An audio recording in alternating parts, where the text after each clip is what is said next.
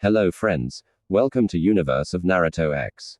If you love Naruto what if stories and anime explanations, don't forget to subscribe to the channel.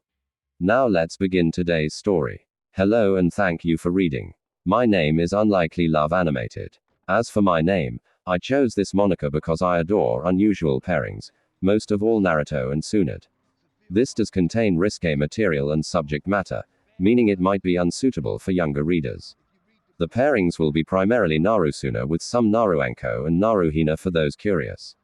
Please note that Naruto is not owned by me. It is owned by the incomparably brilliant Masashi Kishimoto. Also, this story is a work of parody, not to be taken as canon. Naruto Uzumaki breathed in the cold night air as he stood on the second-floor balcony of the Hokage mansion, looking up at the night sky. He turned around as he heard the door open.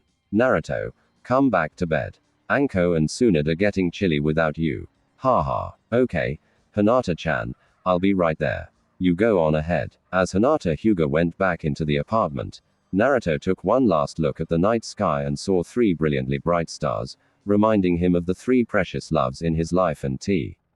Events that led to them finding each other. Another day, another dent. Naruto mumbled as he walked through one of the many small woods within the gates of Konohagakure.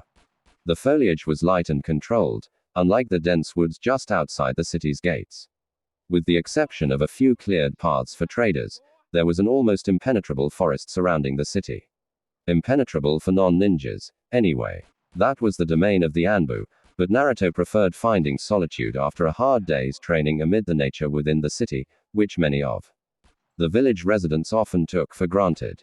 He had returned from a training pilgrimage with Jiraiya a day ago, the perverted hermit Sannin having taught him all he knew. It was supposed to have taken 3 years, but with the aid of the demon inside him and an endless love of learning new techniques, in a mere 12 months he had absorbed all the wisdom and power that the perverted ninja master had to offer. For some reason Jiraiya wanted to keep going, but without anything left to teach, Naruto had begun to long for his native soil. Gone was the effervescent confidence and bubbly bravado he held a year ago, replaced by guarded optimism and carefully planned action.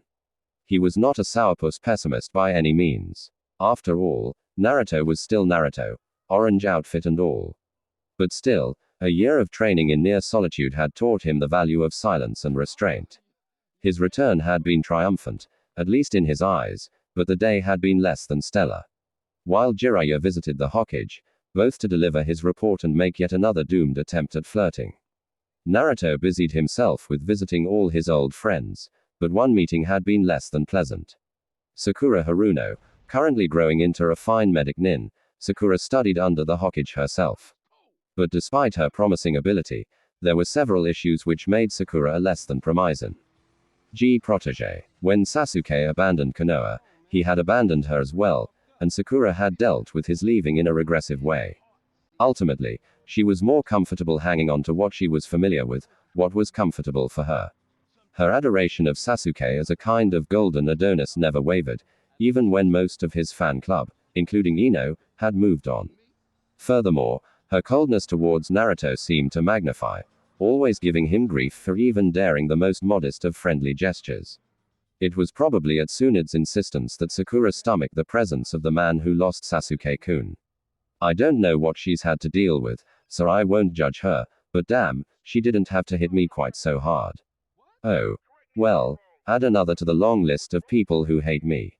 Naruto sighed. Between her and the villagers, many of whom were extremely upset that his leave had not been permanent, Naruto had his work cut out for him. And he knew it. To be fair, he mused, not everything was going to hell as he thought back to the other events of the day. Something that was positive in his eyes was the meeting of someone who he hadn't considered a friend up until now. Around noon time, while eating at Ichiraku's ramen, Naruto was approached by Mitarashi Anko, the special jonin who had served as examiner during Naruto's Chunin exam.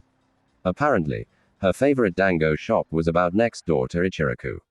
She was beautiful, that was for sure, and she carried herself with a sensuality and aggressiveness that scared most people, but Naruto found intriguing. Their rapport was odd, to say the least, a unique mixture of bragging, flirtation, and thinly veiled threats of violence somehow combining into AF. Friendly conversation, all spoken between mouthfuls of dango and ramen. During this bizarre verbal dance, she did begrudgingly admitted that his victory over Neji Hyuga in the finals had been pretty cool, and then made an innuendo about how he could put his amazing stamina to better use. That had sparked a kind of contest between the two to see who could make the other more embarrassed by their conversation. After about 5 minutes, Naruto was nearly choking on his miso ramen with every word that came out of Anko's mouth. She was simply too good at teasing. By using her wiles to fluster him, she was winning their little verbal contest, but Naruto quickly thought of a way to duck out without technically losing and get the last laugh. I'll have to take you up on those offers sometime, Anko-chan. I have to get going. Anko grinned wide in victory at this. Oh. And thanks for covering the bill, Naruto quickly muttered under his breath. Half a second later, Naruto was halfway down the city block, leaving behind a momentarily confused and soon to be broke Anko. Ah. The dine and dash. A classic, Naruto reflected. Yet another technique taught to him by Jiraiya. Arg. I'll get you for that, Uzumaki. Anko's voice echoed in the background as Naruto dashed towards a crowded open marketplace. Strangely, her tone had carried not only anger, but also a hint of playfulness, as if she knew she had lost the battle, but was swearing to win the war. Keeping up a decent clip in case the special Jonin decided to chase after him. Naruto accidentally rammed right into someone. Ow. Damn it. Gomen nasai. Are you all right? Don't apologize. I was the one who was running full bore. Na Naruto-kun, rubbing his head and looking up, he saw who he had bumped into. Hinata-chan, fancy meeting you here. Normally almost always wearing a small pout ever since Naruto had left, Hinata broke out into one of the widest grins Naruto had ever seen. That was, of course, for about 3 seconds before Hinata fainted dead away, a small nosebleed apparent. Despite any progress she had made in the last year, she was still a little fragile, apparently. Once she had recovered, they had walked all over the city, merely talking of days past and dreams of the future. She seemed deeply upset when evening came and they had to part ways for home. From what everyone would tell him later, Hinata had been downright depressed during his absence, but had blossomed with his return. It warmed him to think his friendship meant a lot to someone. Hinata was dark and shy, Naruto reflected, but once you got to know her, she was very good friend. Now walking through downtown, Naruto absent-mindedly kicked a can lying in the street and muttered, "So everything's not a total bust." He reaffirmed to himself, the rest of the Genin 9 were happy to see him, as well. A year hadn't been enough time to turn his world upside down. With the exception of Ino, who was taking her training more seriously now, everyone else seemed much the same. Naruto took one last look at the evening sky, admiring its reds and oranges, before turning and heading for home. What he did not notice was several sneering figures hanging outside a nearby bar, and how they began to follow him once he was further down the road. Tsunade drummed her fingers against her desk as her old comrade made his report. Jiraiya had come back far too fast. His purpose for taking Naruto out of Konohagakure was twofold, both to strengthen Naruto and stall the Akatsuki. They could not take him if they could not find him, but they had not counted on Naruto mastering Jiraiya's lessons so quickly. It had made sense, Tsunade considered, that a young man able to learn the Rasengan within a week could fully grasp Jiraiya's other techniques in a year. It was a costly miscalculation. Naruto was back in Konoha, hardly a safe haven, as Kisame and Itachi's little incursion a year ago had made clear. But whisking him away again would not work, either. Tsunade truly believed that Naruto would become the Rokudaime, but in order to do so, he would have to sway the hearts and minds of the villagers, starting with his peers, and he could do no such thing hundreds of miles away. He was destined to be a leader, not a hermit. It can't be helped, Jiraiya. He's here to stay. The best we can do is try to protect him inside the village until he is strong enough to fight the Akatsuki. You mean assigning Anbu to be bodyguards? No. Many of the Anbu hail from clans which lost much family 13 years ago to the Kyubi. At best they would be lax in the guardianship. At worst they might plot to harm him, and I will not tolerate that.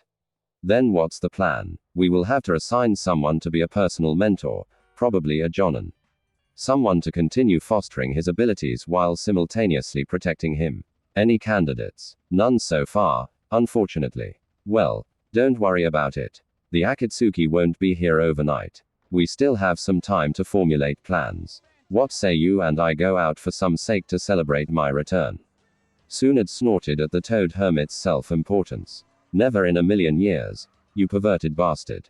I swore an oath that no matter what life held for me, I would never go out with you. Not even insulted, the hermit shrugged. Just as well, I suppose. I've been longing to get back to the bathhouses anyway. Jiraiya was forced to quickly vacate the room as Tsunade began hurling objects. Soon, once again by herself, Tsunade fumed. Jiraiya may have been a great ninja, but he was a fool of a man. The truth was, Tsunade grimly admitted to herself, was that sake sounded really good around now, but she had promised Shizune to try to keep it to a minimum. There were still a few papers left on her daily pile of paperwork, but Tsunade, standing up and putting on her green robe, headed out of her office towards her house for some much-needed shut-eye. Unlike the late Sannin, Tsunade refused to reside at the Hokage mansion and instead chose to live in an normal house, not in the upper-class district, where the Hyuga compound, elders' houses, and the now vacant Uchiha compound could be found, but closer to the market district, where the real Konoha citizens could be found. As she was walking, she turned a corner, she came across the last sight she ever wanted to see, Naruto being beaten up by some drunken villagers. Naruto almost laughed as a haymaker caused lights to explode before his was pathetic, really. Their punches were slow and sloppy, their movements drunken and obvious, but Naruto was not able to fight him off. They had him pinned, leaving him unable to use ninjutsu to escape. Taijutsu and weapons weren't an option.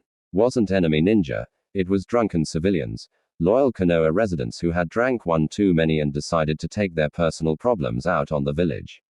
That simply wasn't an option, especially since there would surely be some slimeball elder in the village who would be more than happy to use a few beat-up drunks as a context to get him exiled or worse. A sharp kick to the ribs broke Naruto out of his reverie. They had gotten some rocks as well and were really beginning to do some real damage. Naruto could feel more bones beginning to crack, which is hardly surprising. What was surprising to Naruto was the sensation of the beating suddenly stopping as he heard a familiar voice yelling in rage. Tsunade was upon him like a cat among very drunk field mice, throwing punches left and right. It was actually lucky for them she was in a blind rage, as Tsunade's strength, when magnified by her perfect chakra control, would have been more than enough to kill them instantly. As it was, there were 7 bleeding and concussed men laying in the street in under half a minute. Naruto tried his best to look straight at his savior, but his vision blurred as he began to lose consciousness.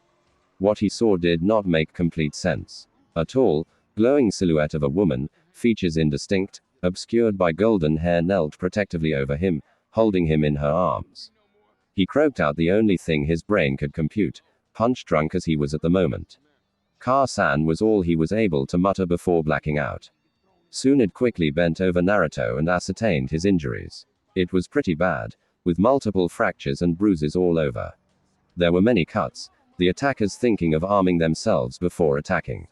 She couldn't stand the thought of Naruto, the person to restore her hope, bleeding. Her fear of blood threatening to resurface, she steeled herself and picked him up. The hospital would be running on graveyard shift staff only and was too far away at that.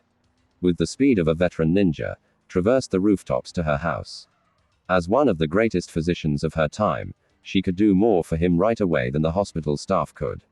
Meanwhile, Naruto was struggling internally, his unconscious trying to piece together information of what just happened. Someone saved me, but who? It felt like my mother. No, she died giving birth to me, but it definitely seemed like a motherly figure protecting me from harm. The concern, the protectiveness, the love and the sorrow, Naruto could not figure out who saved him. Maybe it was my imagination. Maybe I'm still in the street bleeding to death and this is my mind's way of handling it. His mind screamed into the darkness. Damn you, Fox. So, this is how it ends. 13 years of struggling only to die the night I get back at the hands of drunks. Is this what you want? The darkness quickly gave way to a world of red. People Naruto had studied under, like Kakashi and Jiraiya, had assumed that since the Kyuubi would offer its power in order to preserve its host's life, that they were somehow symbiotic, that for Naruto it was a useful thing, a conscious reservoir or container of chakra to be used whenever seen fit. The truth was somewhat bleaker. The QB was a ravenous creature, an embodiment of rage eager to whip everything in a sea of flames. The QB was not a secret weapon. It was a living time bomb, but the demon knew better than to attempt its escape while Naruto was still young and weak. Such an attempt would be akin to trying to escape a prison cell by knocking down a supporting wall. For now, the fox towed the line, silently cursing the human for putting the both of them in such a situation. Had the boy merely been willing to kill a few worthless humans, they wouldn't be in the current situation. Nevertheless, demonic chakra within Naruto knitted his bones together and began to close the numerous gashes. Tsunade quickly laid Naruto down on her bed as soon as she entered her apartment. Shedding her green gambler jacket, she quickly retrieved a medical kit in the adjacent room and quickly removing his clothes, which were by now caked red with dry blood, she examined him in detail. I should have known. His wounds are already beginning to heal, but that doesn't mean he is in the clear yet. Getting out a container of antibiotic pain relief salve, she began rubbing it into his wounds. Many of the cuts could easily infect otherwise. It made Tsunade sick to her stomach that this could happen. More upsetting was the thought that it was probably not the first time, either. Closing her eyes, she remembered that dark day 13 years ago. Arashi Kazama, the Yondaime of Konoha, and the first foreigner to ever attain rank of Kage in the entire continent, had, in his waning moments, entrusted his newborn son with the awesome responsibility of the Kyubi no Kitsune, hoping that the lifetime of wine, women, and song that Naruto would surely receive as a beloved hero of Konoha could somehow make up for his being orphaned.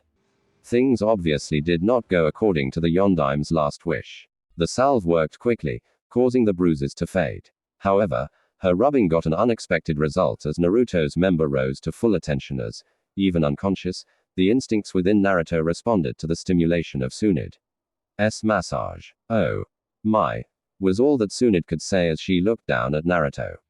At that moment, a series of thoughts ran over her head in quick succession.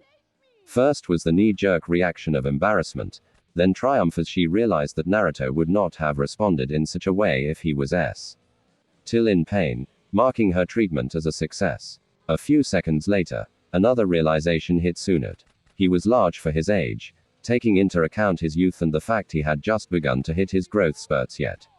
It was amazing. Perhaps it was something inherited from the Yondaime. He was not outrageous in his endowment, but nevertheless stood favorably to an average grown man. There was a small sense of pride in Tsunade as well. Naruto typically claimed her to be a dried-up hag, but it was she who had made Naruto feel this way simply by touching him gently. That then led to another link in her chain of responses, guilt.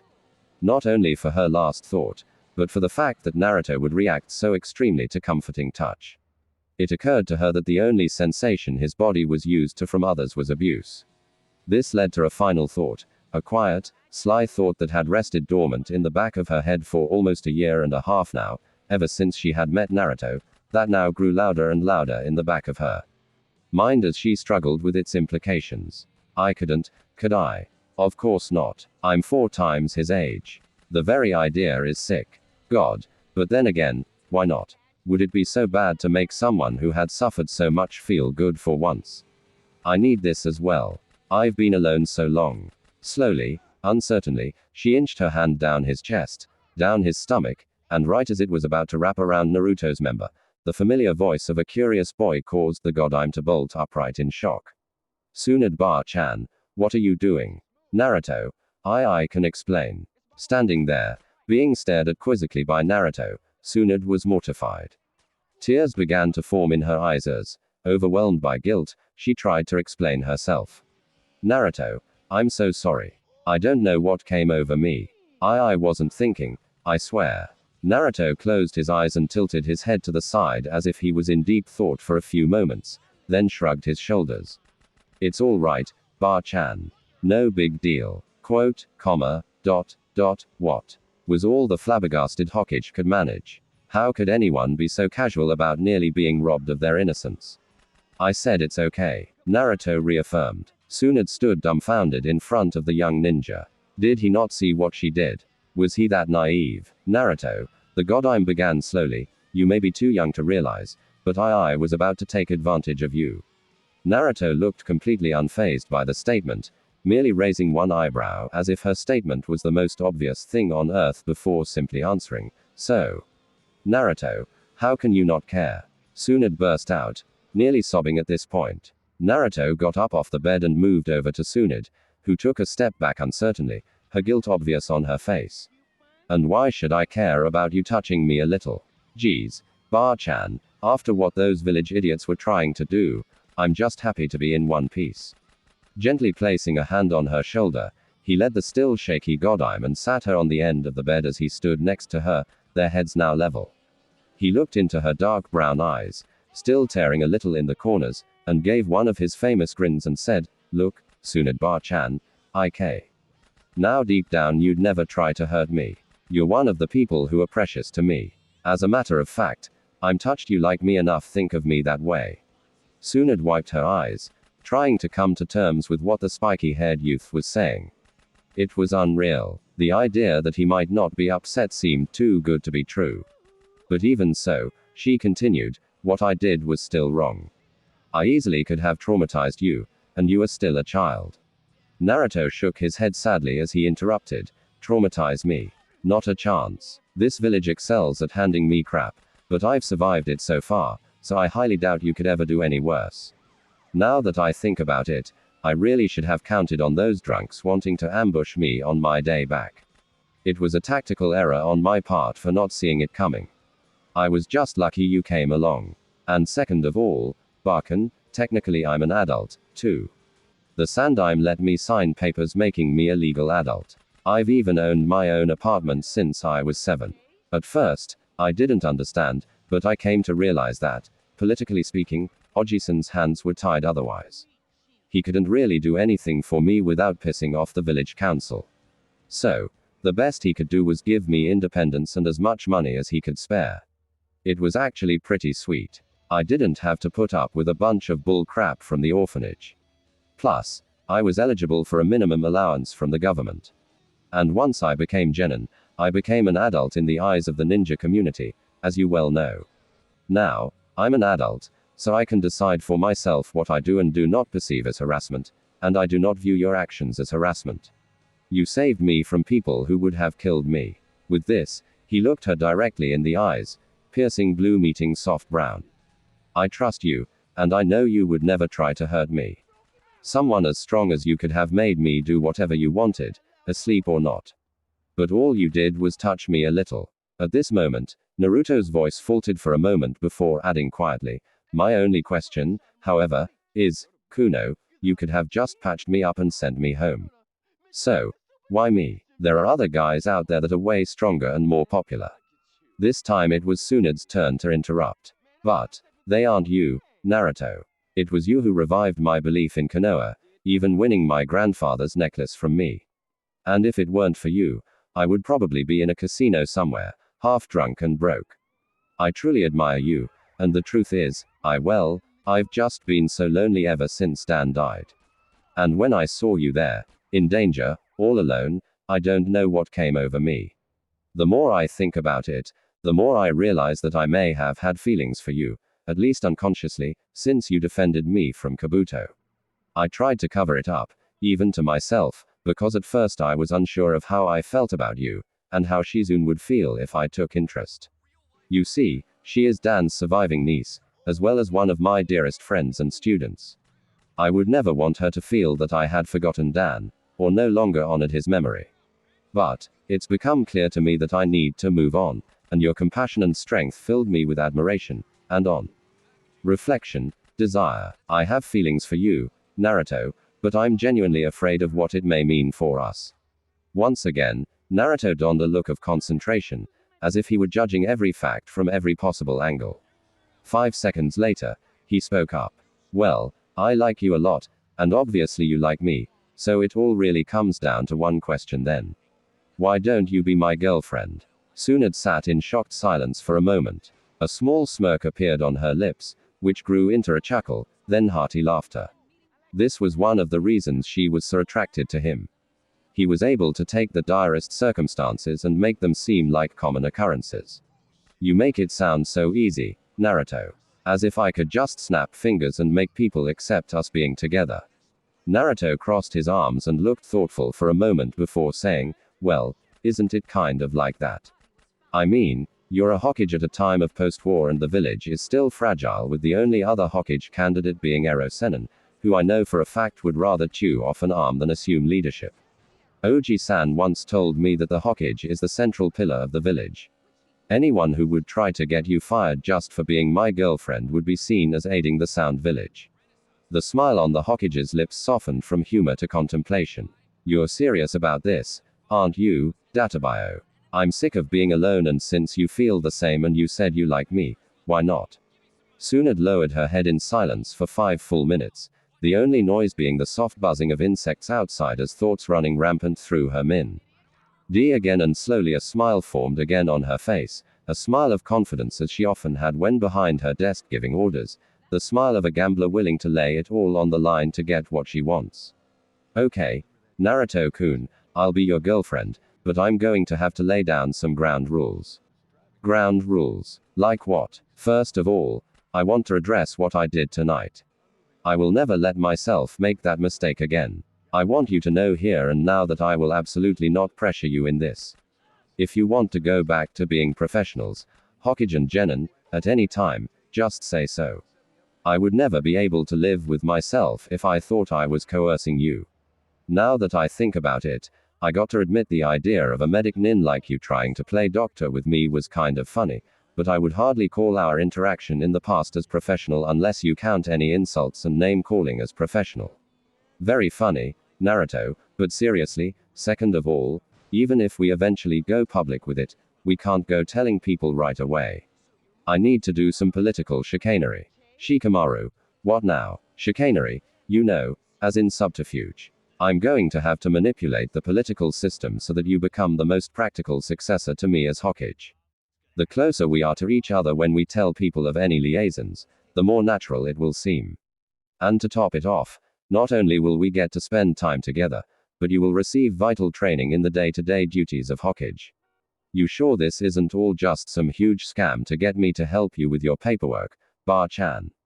The youth intoned sarcastically. No, it isn't. And that brings us to the final rule. No more calling me Ba-chan now or ever again. If we are to be together romantically, more appropriate names are in order, right, Naruto-kun? Yeah, I guess, but I'll need time to think of a good one, though. Will Tsunade-chan do for now? Of course, that name would be just fine. In the back of her mind, a long dirty thought buzzed. Well, he did call me Ka-san before he passed out. Perhaps someday soon we could roleplay. I'll be able to get him to call me that again, and again, and again. He. Quickly banishing the perverted thought back into the naughty part of her mind whence it came, she stood up and got her gambler coat back on. Well, anyway, if you're okay with the plan I've laid out, I think I should take you back to your apartment. You'll need as much rest as you can get before I announce your apprenticeship tomorrow. Tsunade-chan, not sure how to break this to you. I know I just got back to the village and everything, but given what happened to me tonight, there's a 95% chance my apartment is trashed. Tsunade sighed bitterly at this revelation, rubbing her temples to ward off any oncoming headaches, both of frustration for her newfound and for herself at the prospect of the paperwork the insurance claims would create. All right, you get some rest here then. As your clothes are pretty much ruined, I'll see to that you have some fresh, fitting clothes for the morning. There's a tailor that owes me a favor that's opens early a few blocks down. I'll be back in time to wake you up, at which time you'll need to get going before Shizune comes to wake me. I'll break the news to her quietly and discreetly tomorrow. I believe she will understand, but nevertheless, it wouldn't be tactful if she came by in the morning and found you in my bed. Naruto yawned, fatigue catching up with him.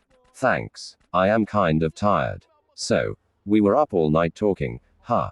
With this, he eased himself back into the bed, dozing off almost immediately. As Tsunade slipped on her heeled sandals and got up to go, the half-asleep boy spoke, barely above a whisper. Thank you, Tsunade-chan, for everything. You're welcome, Naruto-kun. I'll wake you up when it's morning. With this, she walked out into the lit streets, an unusual spring in her step. 2 hours later, the Godime walked into her office, surprising almost everyone on the morning shift. Hokage-sama, You sure are early today. Normally, Shizune-san has to bring you in around noon. Well, I didn't get much sleep, and besides, today is a very important day. Could arrange for a meeting between myself, Jiraiya, the Jonin instructors, and the village elders this afternoon, if you could. Please. And also, when you see Shizune, please direct her to my office. There is a personal matter I need to discuss with her. Slipping out just as the sun began coming up 4 hours after falling asleep, the still groggy Naruto made his way, first to his house, then to the Hokage Tower. Just as he had suspected, his apartment had undergone significant vandalism the last night, with almost every window broken and more than a few dead foxes littering the floor. They sure love to be direct, he reflected as he left for Ichiraku's ramen shop to fill his stomach. What followed for him was a day mostly filled with insurance claims, kidnapping and discounted ramen. Old man Ichiraku was a sympathetic soul, letting have ramen almost for free upon finding out what happened to his favorite customer's house. In the evening a Chunin messenger came around to tell him that the Godime wanted to see his as soon as possible. Upon reaching the office, he found her alone at the desk. Did everything go all right? I mean Tsunade-chan. I think so. Shizune was a bit upset at first, but I think she just needs a little time to get used to the idea. As for the village elders, I've backed them into a situation wherein they must accept you as my new protege, replacing Sakura. I threatened to abandon my post as Hokage if they did not accept. Much like you predicated, they caved in once they realized Jiraiya would have no intentions of replacing me. What about Sakura-san? Doesn't this sort of sabotage her career as a medic nin? As a medic nin, maybe, but I feel that someone who lacks compassion really wasn't qualified to become a high-level medic nin. When I found out about how she responded to your return, I felt that having her around would be detrimental. And anyway, it's not as if I'm ruining her life. I've given her a good reference, so she can always find employment as a nurse or orderly at the hospital. If anything, such a subpar kunoichi should be so lucky as to be guided away from a genuinely dangerous lifestyle. So, then I'm in. Yes, starting tomorrow you will be helping me with my paperwork, as well as helping me to greet and entertain some dignitaries from the village hidden in the grass when they arrive in the afternoon. Also, I informed Kakashi that his team was officially dissolved. Kakashi-sensei always paid too much attention to Sasuke-tem anyway, but what do I do for new jutsus now?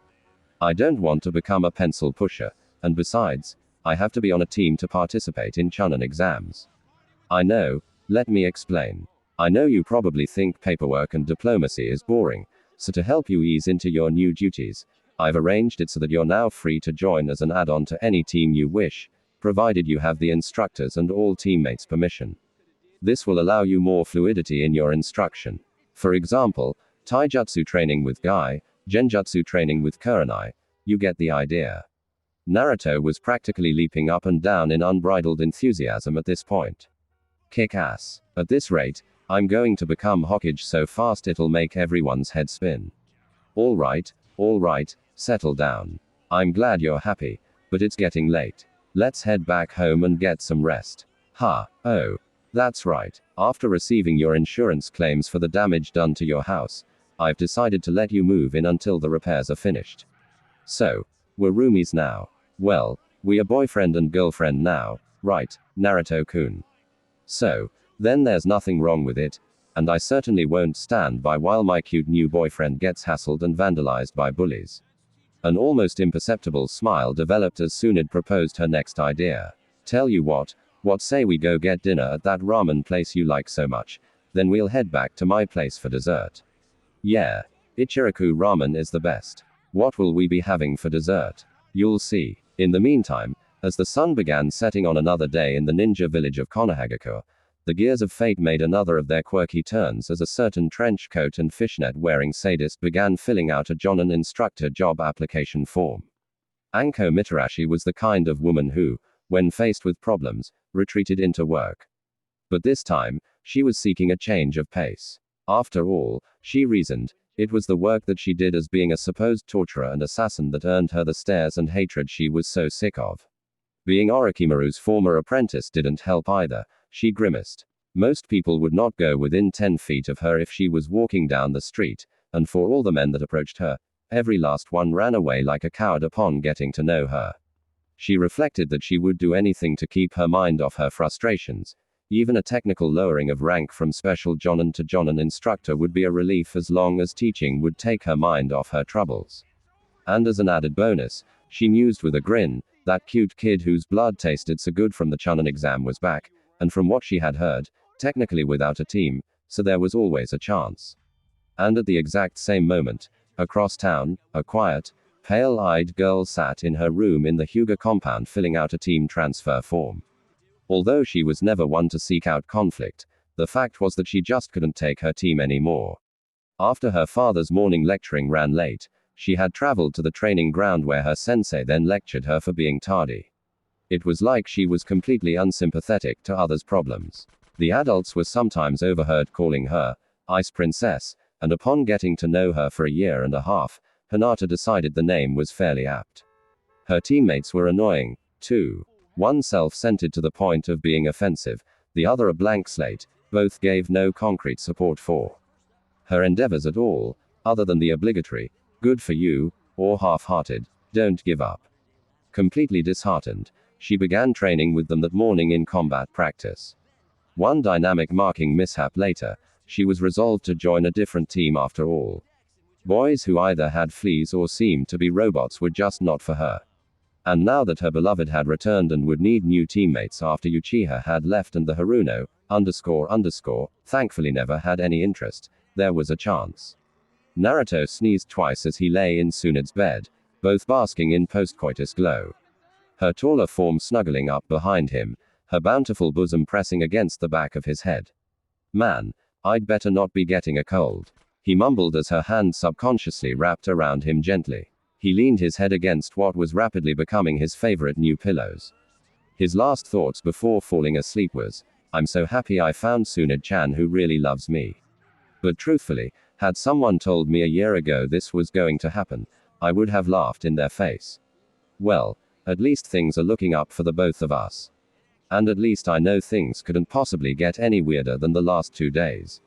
With this, Naruto joined his lover in slumber, both content for the first time in a long while. It would take 3 days and 11 hours, the amount of time it would take Anko and Hinata's paperwork to be processed, for Naruto Uzumaki to find out just how weird things could really get. Thank you for once again reading my work. I am Unlikely Love Unlimited and this is 3 stars. I profusely apologize to anyone I kept waiting. I ran into a series of unfortunate setbacks. From now on, however, updating will likely happen on a far more regular schedule. Barring spring midterms, of course. Once again, before we begin, I would like to remind the readers that this story deals with mature and sometimes themes. If you don't want anything of that nature in your reading, please hit the back button. And as always, I would remind you that this is a work of fan fiction and parody. I own none of the characters. Above the hidden village of Konohagakure, scattered snowflakes drifted lazily from an overcast sky, blanketing the world in white and heralding a beautiful winter's day for the village's residents. Half a year had passed since the humid summer night when the Godime Hokage and the outcast ninja known as Uzumaki Naruto had conspired to be together as a couple despite social convention and personal risk. So far they have done quite well. Naruto's life was slowly improving in quality, although his responsibilities grew as well. Hey, Naruto, you're late. You know how the Hokage gets when she has to do the evening paperwork by herself. Yelled a chunin currently standing guard at the entrance to the Hokage's tower. I know. The fair-haired youth yelled out as he sped past him into the tower. Dashing up the stairs, he stopped just short of the office door. Tell the Hokage that I'm here for my lessons, will ya? He said quickly to the Anbu stationed at the door. Nodding his head, the Anbu opened the door to announce Naruto's arrival just in time to dodge a rather large book that came flying past. Naruto crept into the office. Papers were spilled over the floor and an extremely frustrated woman was inside digging though a pile, tossing ones she didn't need over her shoulder. The guard quickly shut the door behind Naruto so no other scholarly projectiles could get to him. His job was no picnic, the guard reflected, but he didn't envy Naruto, either. He may have been a brat and a hassle, but even the dreaded fox child didn't deserve having to work directly under that woman every day. The guard shuddered at the thought. Still, more power to him, the guard thought. It wasn't every person who was groomed to become the next leader of Konoha. Meanwhile, said fox child approached the desk where his lover rummaged through numerous important-looking documents. Hey, Tsunade-chan, it's 7 o'clock. I'm here for my lessons. Tsunade grunted without looking up. Sure. Go grab a chair. I'll be with you as soon as I grab this stupid contract. Naruto took a seat and began organizing some of the papers on the desk. It was a good thing he was around, he thought bemusedly. Ever since Shizune decided to open up her own private medical practice, Tsunade seemed lost at her job, now being without a secretary. And in the end, that was what Naruto had more or less become in recent months. The village was taken in by Tsunade's deft political maneuverings, leaving the now 14-year-old Naruto as the sole possible successor for Hokage. For Tsunade had proclaimed that due to personal conflict between her career and personal life, she would step down from her role in a mere 3 years' time, leaving not enough time for another candidate, even among the Junins, whose ranks were still painfully thin after the Sand Sound invasion, to present themselves in the village's ninja population, but enough time to mold Naruto into a respected leader. As such, all of the civilian population and most of the ninja population no longer questioned the daily proximity to one another. This plan would, of course, make her protege a young Hokage of 17 years. Almost unheard of, but not impossible to accomplish, as Gaara of the Sand had already ascended to Kage at the age of 14. To become Hokage at such a young age, however, meant a lot of hard work for Naruto, who every evening would spend his time learning diplomacy and etiquette from his beloved Tsunade, who despite her closeness was quite demanding in his instruction. There were mountains of papers every day, from mission submissions to legislation from the council, and every day Tsunade would save some more of the difficult ones for her Naruto-kun to handle. Okay, I found it. Tsunade grinned triumphantly as she went over to her now organized desk and plopped a medium scroll down. What's this? It's a new trade agreement for this upcoming year, namely for trading rights with some mining towns, some of which could be considered on the border with the Earth Nation. So, price negotiations will include them as well. Just great. From what I've read on the Earth Nation, most of their negotiators are ancient fogies that have lived through the Leaf Rock War. Those guys are rude as hell and impossible to negotiate with. Are you suggesting that I'm ancient, Naruto? Tsunade said half jokingly, half threateningly. No. Naruto quickly stammered. I'm just saying there is still bad blood between the Fire and Earth countries. And if we don't get good terms on these agreements, the price on almost all ninja tools in Fire country could as much as double. Well, then let's have a look and see if we can't find a village on this map over here, smaller than the others that might be willing to sell cheaper. If we can set up contracts with them, the other villages will have to lower their prices to stay competitive. Of course, we will have to pretend as if we couldn't care either way.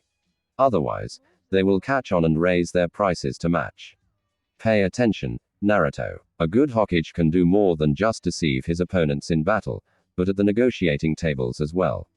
Manipulating supply and demand effectively can lower cost for imports. Answer, the Hokage lectured her student as Naruto fought to keep his eyes open.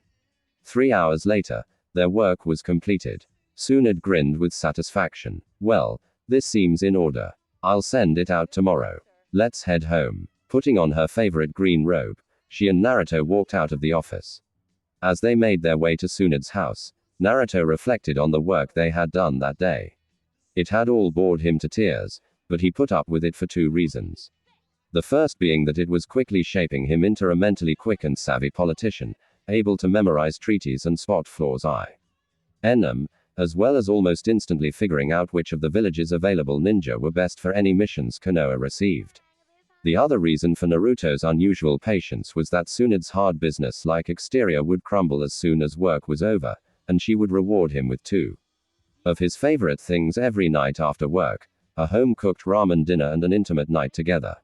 He had come to long for those scant few hours in the late night where they would make passionate love to each other. For as much as Naruto deemed himself a gentleman and not a pervert like Jiraiya, he had to admit to himself that he was in love with one of the most beautiful, strong, willful, kind, and generous lovers a man could ever want. Every night was a little different. Sometimes slow and achingly sensual, other times rushed and frenzied. Control was also always shifting. For although Tsunade was taller and much stronger than her partner, and enjoyed being on top, she treated him as an equal in the bedroom, despite his inexperience. Sometimes just laying back and allowing Naruto to experiment. She would moan and gasp as he nibbled, licked, kissed, and caressed her body, finding the best ways to please her. And in the end it didn't matter what they did in those scant few hours, or even how they did it, as long as they did it together. And so they did. The one thing that was always the same was the closeness. That would always be face to face, kissing as they went. It was a nightly ritual that had begun once they began living together on a permanent basis. Naruto's apartment had been condemned when safety inspectors examined his vandalized house and had found it unsafe to live in. Apparently, when he had moved in, the place was infested with cockroaches and termites, and the landlord never bothered to mention the fact to him. At Tsunade's insistent urging, Naruto then moved into his girlfriend boss's apartment, until you find a new place. Which was tacitly understood to be never, as no landlord in the village really wanted the infamous prankster as a tenant, and Tsunade was just as happy with having her love as a house mate. The village's reaction to their living arrangements was surprisingly indifferent. The Hokage finally has the troublesome fox on a short leash, they would say. Most were relieved that due to some miracle on the god Aim's part, Naruto was growing up and ceasing his pranks. The initial objections of the elders at the QB being Tsunade's choice for student successor, when meeting with no results from the public and fierce opposition from the Hokage, eventually burned out. Now all that remained was the occasional grumble from the impudent council. To the whole village it seemed that the scoundrel monster was being molded into a fine shinobi, all due to the slug Sannin's influence. There were less cold eyes as Naruto walked the streets and more nods of acknowledgement. But naturally, the whole village was still ignorant of the extent of their relationship. They had decided to keep it a secret until Naruto became Hokage. At which point he would have the prestige and influence to be with whomever he so chose, although Tsunade had once personally confided in Naruto that if it were up to her, she would drag him to the center of the marketplace and make love to him in the middle of the dirt road there for all the world to see. But for now, they kept it a tightly held secret, one which only came to light in the form of late nights stretched into the pre-dawn hours by two people so very much in love. But those nightly respites only lasted so long before the sun began climbing the sky again and the dozing couple would have to rouse themselves and head to their work. Tsunade would go off to her office and Naruto would head to the training grounds to his new genin instructor, Anko Mitarashi.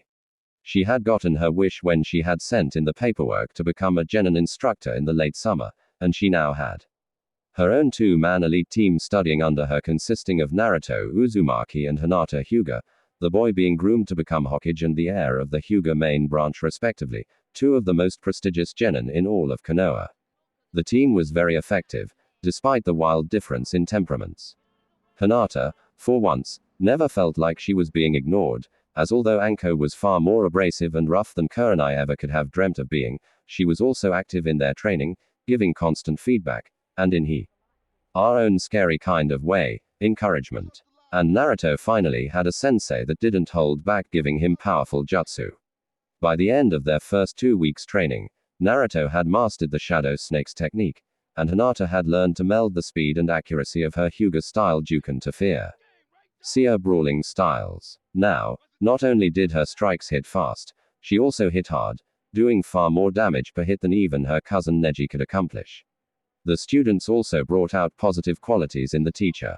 Hinata was competent and responsive to directions, although sometimes too shy and apologetic for Anko's taste, but nevertheless had great combat potential, which Anko brought out of her, much to her family's approval. Naruto was the opposite. Instead of shying away and following orders without question, he would often butt heads with his sensei. A typical conversation could run anywhere from a disagreement on assassination tactics to which was better, ramen or dango. They would always find something to argue about, yet neither would truly be angry with each other. Much like at the ramen shop half a year ago, Anko and Naruto's aggressiveness formed a kind of effortless communication. They were always able to understand each other's feelings. In addition, his stubborn never say die attitude allowed him to persevere tough any training exercise or the toughest mission. So far, the elite team's success only added to Naruto's gradual acceptance by, if not the Konoha general populace. The ninja community. The following day, at the end of practice, Naruto and Hinata were exhausted as usual. Anko had worked them both to the bone using repeated exercise drills and relentless jutsu practice. Looking at the position of the sun, Naruto gasped out loud. Damn it, it's already 6 o'clock already. You worked us too long today, Anko-sensei. I'm going to be late. Then be late. Get one thing straight, Uzumaki. You're only going to get better if you practice. I'm not sure what Hokage-sama is thinking wanting you to be her protege, but you are being considered the Hokage must be the strongest of all the village shinobi, and by a wide margin I might add. You'll do little good to Konoha as another bureaucratic pencil pusher. Yeah, I'm plenty strong already. And by the time Tsunade-sama decides to retire, I'll be the greatest Hokage ever. Big talk, little man. Just get going. We will meet back here tomorrow at 8 o'clock sharp. More drills. I'm going to put in a request for B-rank missions for our group in about a week, so keep your body and mind sharp in the meantime. With practice over, Naruto sped down the road toward the Hokage Tower at top speed. After a few minutes though, he slowed down as he heard Hinata as she came running after him. Hey, what's wrong, Hinata-chan?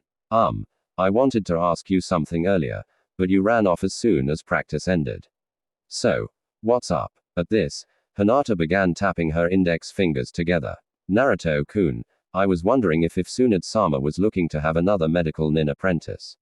I know that Sakura-san studied under her for a while, and since you are her student, I was wondering. Ah, I get it. Trying to get away from Anko-sensei, eh? No, not at all. In fact, I think Anko-sensei is the best teacher I've ever had. It's just she doesn't really know a lot about herbs and medicine, just poisons. And I've always been interested in medicine more than fighting, despite my family's wishes for me to be a warrior. Hey, I got an idea. Since I'm heading to see Tsunade-chan right now, you can talk to her about it face to face. Oh, no, I couldn't. It wouldn't be my place to. But before she could voice her protests, Naruto had taken her by the hand and had begun running towards the Hokage's tower again. Secretly, a part of Hinata was thrilled that Naruto was holding her hand. Although from a practical standpoint, she legitimately wanted to become a medic nin, she would have been lying to herself if it wasn't partly about being around the young man she adored all day as well. However, she was also mortified that she was about to ask the Hokage for such a large favor. As they ran, a thought occurred to Hinata as to what Naruto had said when referring to the Godai. Tsunade-chan, he calls the Hokage Tsunade-chan. Weird. And with that, Naruto, with Hinata in tow, sped off to the Hokage Tower, trying desperately to be on time. At the office, Naruto and Tsunade both chatted with an amicable ease that seemed to be more relaxed than an average teacher and student, once or twice even finishing each other's sentence. And as it turned out, Tsunade was more than happy to hear the young Hyuga out and agreed that even a two-person group should have a medic nin in it. With a promise to meet at a later date to pound out the details, Hinata excused herself. While walking away from the tower in the direction of the Hyuga compound, Hinata stopped dead in her tracks. Her internal Naruto stalk-o-meter was going full tilt. Turning around and sitting on a nearby bench, she activated her Byakugan and watched the tower. Evening was setting in and most people were heading home for dinner. Although she would surely be lectured by her father for not coming home on time, she wanted to find out what her personal hero was learning from the most famous kunoichi in the 5 nations and perhaps learn about the Godaime's tea. Ching style. By the time Naruto and Tsunade left together at around 11 o'clock at night, Hinata's curiosity had been roused into jealous suspicion. Perhaps it was all in her imagination, but when in the office they had acted like teacher and student, but as they walked to their house they seemed far close.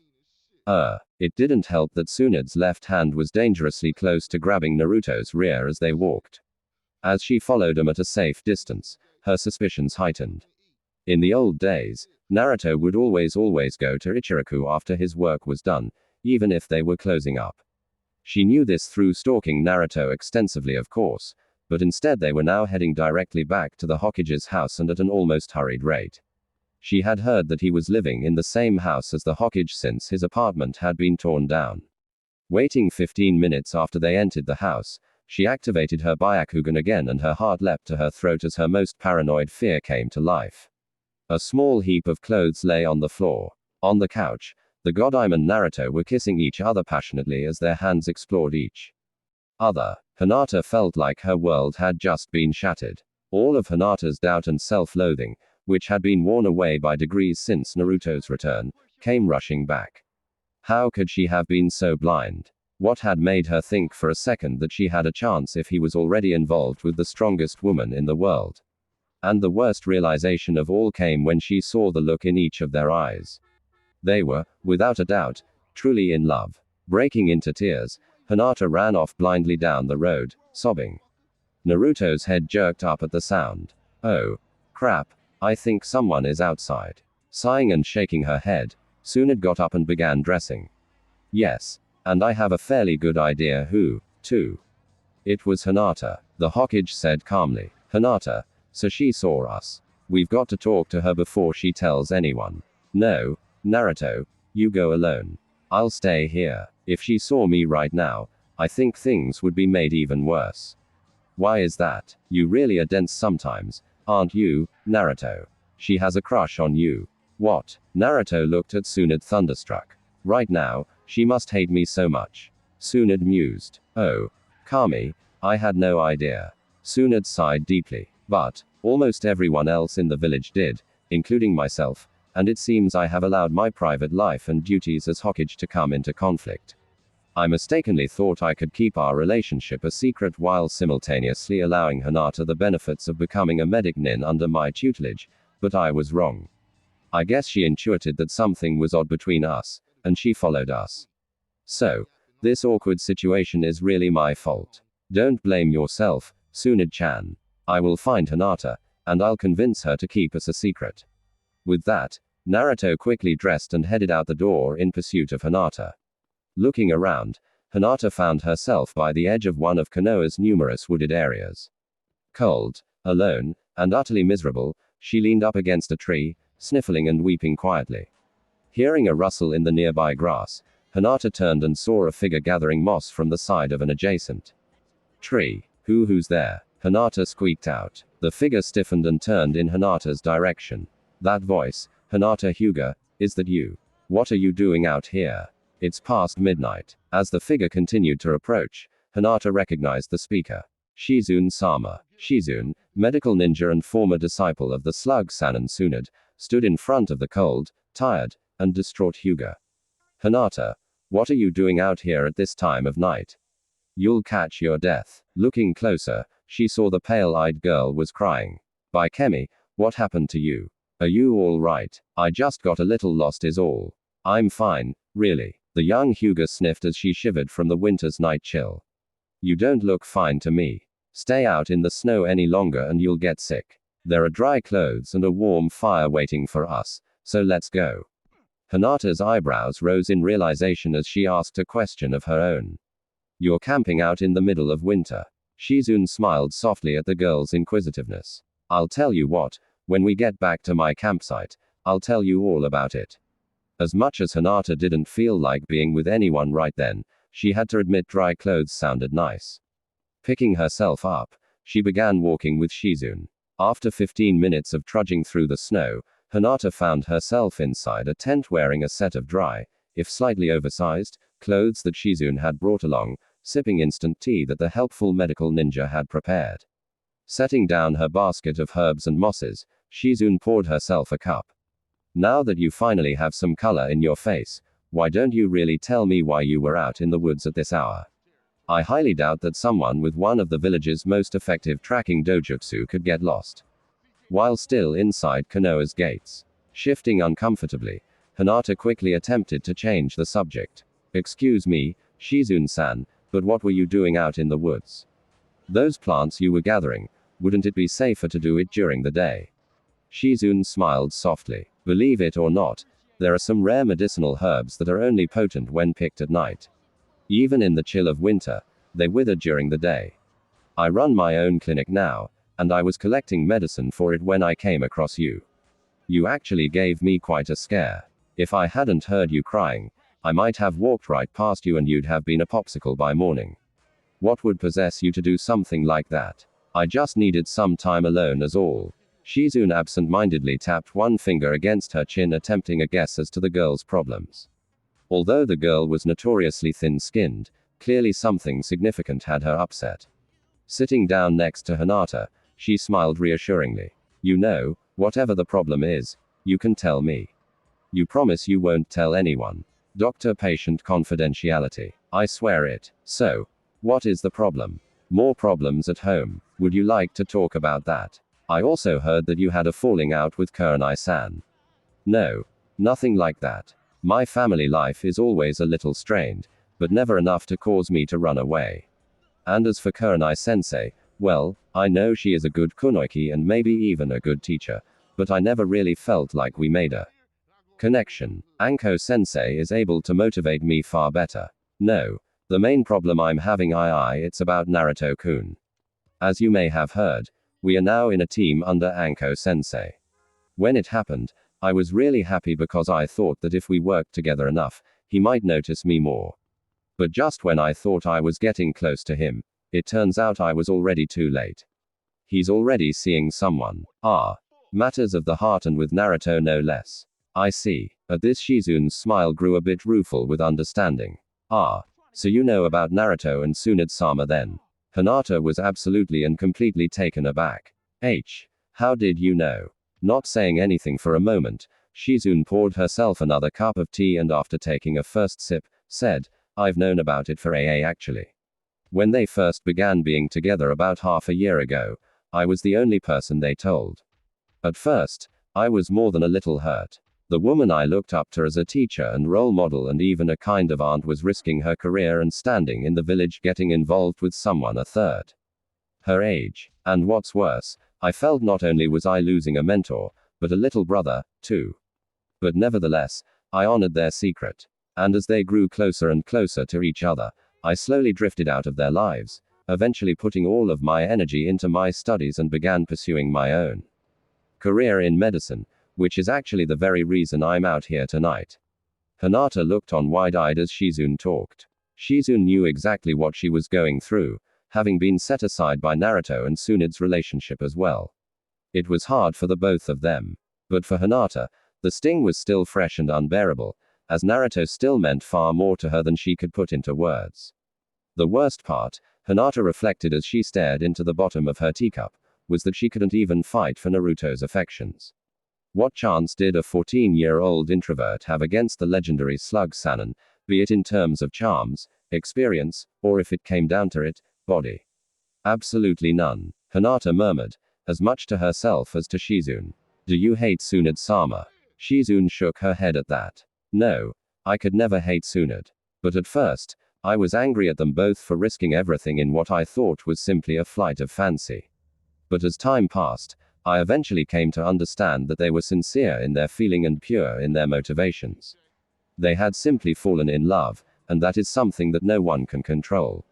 They had never meant to hurt me. They just had to be true to themselves. Hinata sighed at this. So, they really are in love, huh?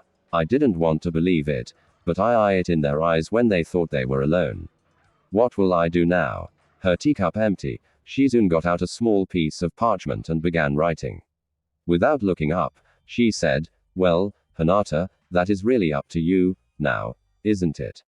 As for myself, I now have a successful career, not to mention a clinic with almost 100 patients that need caring for, and over 20 doctors and nurses in my employ.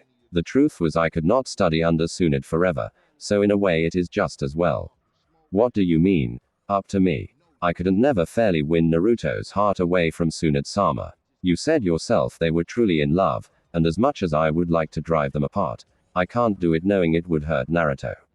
And I know it sounds weak, but I don't think I can move on from him, either. I love him with all my heart. At first, I thought it was merely hero worship, but I honestly love him.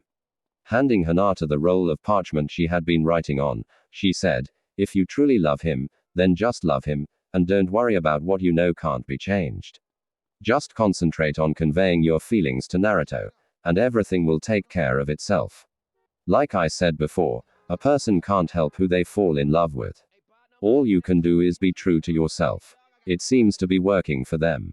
I'm sure it will work for you, as well. All dried off now, Hinata nodded her head with a small amount of understanding as she got up to leave. Thank you, Shizune-sama. Talking with you has helped me a little. You're welcome, Hinata. Your Byakugan should get you back to the Hyuga compound without incident, but just in case, take that signed letter to Hiyashi-san. It will explain that you were helping me gather herbs tonight. It should calm him down. The last thing we need is the Hyugas starting a manhunt thinking you've been kidnapped. Take care of yourself, Hinata. Once outside, Hinata activated her Byakugan and realized she was in fact only a few miles from the Hyuga compound. Rushing home, she clutched the letter in her hand. Although she moved with speed to alleviate the anxiety of her family, her mind was elsewhere. She would have a lot to talk about with Naruto tomorrow and Tsunade-sama as well. Naruto had returned home empty-handed, his searches for Hinata being unsuccessful. Sorry, Tsunade-chan, I couldn't find her anywhere. She's not at the Hyuga compound or any of the other places she normally hangs out at. It's all right, Naruto-kun. With any luck, once she lets off some steam, she'll still show up to your team training tomorrow. You just contact her after practice and ask her to come to my office for an important meeting. She knows to put personal problems aside when it comes to her duty as a shinobi. Unlike myself, Tsunade added mentally. Hinata's not in trouble, is she? Naruto asked nervously. Tsunade looked out the window at the village street outside their house. On the contrary, depending how reasonable she is willing to be, we may be the ones in a lot of trouble tomorrow. But for now, the best thing you and I can do is rest and get ready. It was already well past midnight and they both were emotionally exhausted. Heading to bed, Naruto and Tsunade did not snuggle together as was their custom. Both were too occupied by their own thoughts. The next day's team training transpired with unusual silence. Hinata was utterly silent unless spoken to and Naruto seemed unusually glum, his usual antics and arguments missing from the routine. Anko noticed that something was amiss between the two but let it slide, making a note to herself that she would have to have a talk with them later on. After the practice, after Anko had left, Naruto walked up to Hinata. Tsunade kind of wants to talk with us. I know, but I'd like to talk with you privately first, if that's all right. Just me. Naruto gulped as they began to walk towards the Hokage's tower, taking a route off the main road so they would have more privacy. He knew he wasn't the greatest conversationalist in the world and was worried he might make things worse by opening his big mouth. So, you and Tsunade-sama, huh? Hinata slowly began. Yeah, but she's like your mother, isn't she? Naruto internally flashed back to his and Tsunade's many nighttime role-playing adventures and merely quipped, some nights more than others. What? Nothing. Nothing. Naruto quickly said dismissively. Look, I know it seems really weird and out there, but Hinata interjected, saying what had taken her a morning to work up the nerve for. I know you genuinely care for her. I have to admit though, I'm a little sad. I had always hoped that we would end up together. You know, Naruto, I know I'm not as strong or as beautiful or as confident as Tsunade-sama, but the fact is that I have had feelings for you for quite a long time, as far back as the academy, and it really hurt when I found out that you had chosen Tsunade. Not just because I felt rejected, but also because you didn't even trust me enough to tell me. Naruto kicked a rock out of the path as the tower rapidly neared. He was more than a little guilty now that he thought about how his romance with Tsunade affected his friend. I'm sorry, Hinata. I know we're teammates and maybe I should have trusted you as a friend to keep my secret, but I was just afraid of what would happen to Tsunade if people found out. I don't really care what people think of me, but I don't think I could handle Tsunade-chan being hurt like that. After another awkward pause, Naruto continued. You know, until Tsunade told me, after you ran away yesterday, I honestly didn't know you thought about me that way. I guess I really can be dense sometimes. I still do, Naruto, even now. Hinata quipped, but before Naruto could inquire as to what she meant, they were at the front door of the main 2W. It quickly became obvious that something was up. As the closer they got to the Hokage's office, the fewer people they saw. Even the regulars, like Izumo Kamizuki or Kotetsu Hagen, were absent, along with the Anbu guard. The entire top floor was deserted. Obviously, the Hokage had ordered them off to ensure privacy for high-level meetings. Tsunade was sitting at her desk. Her countenance was calm and powerful. With a nod to both Naruto and Hinata, she gestured towards some chairs in front of her desk. Please, have a seat. After both teenagers sat down, Tsunade continued. Hinata Hyuga, it has come to my attention that you have become aware of certain events concerning Naruto and myself.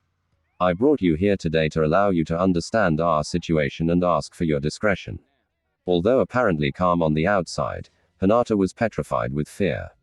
After all, it wasn't every day that someone tried to intervene in the romantic affairs of the most powerful kunoichi in the world. Something about how Tsunade had said the words made it very clear that she was to keep her mouth shut and butt out of their business. I will not give up. Hinata's mantra repeated over and over inside her head as she steadied herself for her next words. Tsunade-sama, as for your situation, I already realized that you and Naruto-kun are in love, but that doesn't change the fact that I am also in love with Naruto. Hinata tried her best to ignore the hole Tsunade's eyes were boring into her skull and continued. What I ask for is that in return for my discretion in this matter, I be allowed to date Naruto. Naruto was shocked. Hinata, gomen, but I couldn't. I would never betray Tsunade like that. I'm not saying you have to cheat on her. She can even join in if she so desires. But I ask you to understand that my feelings are every bit as legitimate as Tsunade's and not to be discarded. Naruto was silent for a moment and then said, I'm sorry, Hinata-chan, but I love Tsunade and she will have to learn how to share. Hinata interjected, her face filled with a determination Naruto had only once before. It was the same determination as when she fought Neji. Tsunade took a deep breath, coming to terms with what Hinata had just said. That's quite a lot that you're asking out of both of us, Hinata. Even if we were to agree to your request, Tsunade-chan. Tsunade raised her hand, silencing Naruto's outburst, and continued, while it is true we are hardly in a position to deny you any request at this point, you need to understand that what you are asking might be understood in some people as swinging. Yes, I've considered that, Tsunade-sama, and I've come to the conclusion that I don't care. I love Naruto with all my heart and that I will do anything to be with him, even if that means sharing him with you. Turning to Naruto, Hinata's voice shifted to a quieter, less confident tone. Although it might be nice, it actually really doesn't matter to me if you share your bed with me, Naruto. All I am asking is that I be important to you, even if not in the same way as Tsunade. She sighed and looked down at the ground, shame clearly covering her face as her resolve of a moment ago had left, her own self-doubt returning. Naruto looked uncertainly at Tsunade, who nodded to him. Placing a finger under Hinata's chin, he lifted her head up, saying, You are important to me, Hinata-chan. And although I can't say that you mean the same to me what Tsunade-chan does, I would be honored if you would remain by my side as a teammate, a friend, and as a precious person who loves me. It's just that someone as great as you should have someone who can devote themselves 100%, and I can't do that. You deserve better. Looking into his eyes, she responded, I don't want better. I want you. Upon hearing this, Tsunade sighed. There was no avoiding it now. Hinata would now part of their lives, both public and private. Clearing her throat to break them out of their saccharine moment, she then said, Very well then, Hinata. It seems we've come to an agreement. I will share Naruto with you, but please understand that I love him with every ounce of my soul, and if you ever make an attempt to come between us, you will regret it severely. Hinata gulped and nodded her head vigorously. Tsunade then reached into a shelf of her desk and produced a bottle of sake and 3 cups, pouring for each person. Taking hers in her hand, she then said, Well then, I propose a toast to new endeavors. All 3 drank their sake, Hinata coughing and spluttering, unused to drinking alcohol, earning her a smirk from Tsunade, who downed her cup without blinking. Hinata realized the bittersweet taste of the drink went well with her situation. She had what she had desired more than anything, finally. But there was a role in Naruto's life that was already fulfilled by Tsunade, that of his soulmate, and she had no right to interfere. Looking at the bottom of her cup, deeply in thought, Tsunade shook her head. She was still getting used to the idea of allowing Hinata to pursue a relationship with Naruto. But although she would never let it show through her stoic exterior, she loathed the idea of sharing the most important person in her life with anyone.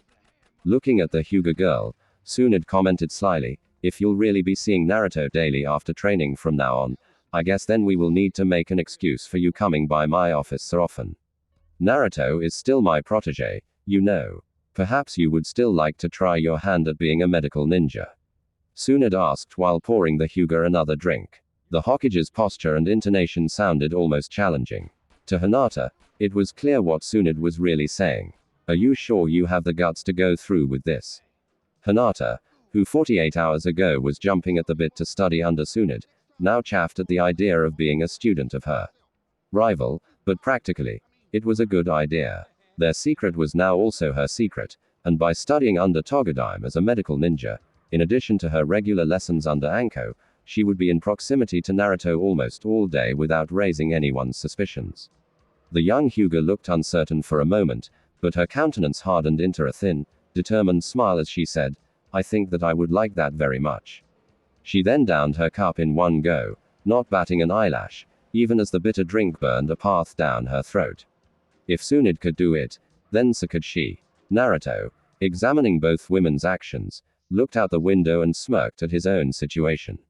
The irony was certainly not lost upon the spiky-haired ninja. Up until just a few short months ago, I thought that no one would love me for myself, and now I see. I have more love than I can handle. Although tensions were far from settled, the ordeal was over for now. Hinata was sworn to secrecy, and all was well with the world, or at least Naruto thought as much, and Tsunade returned home. Naruto noticed that she looked unusually pensive. Guessing what the problem was, he took her hands in his. Naruto whispered in her ear, this changes nothing, Tsunade. I still love you with all my heart, now and forever. I'm just comforting a friend who needs me, that's all. Tsunade sighed bitterly. Even though she had agreed to it, she really couldn't help but feel a little jealous.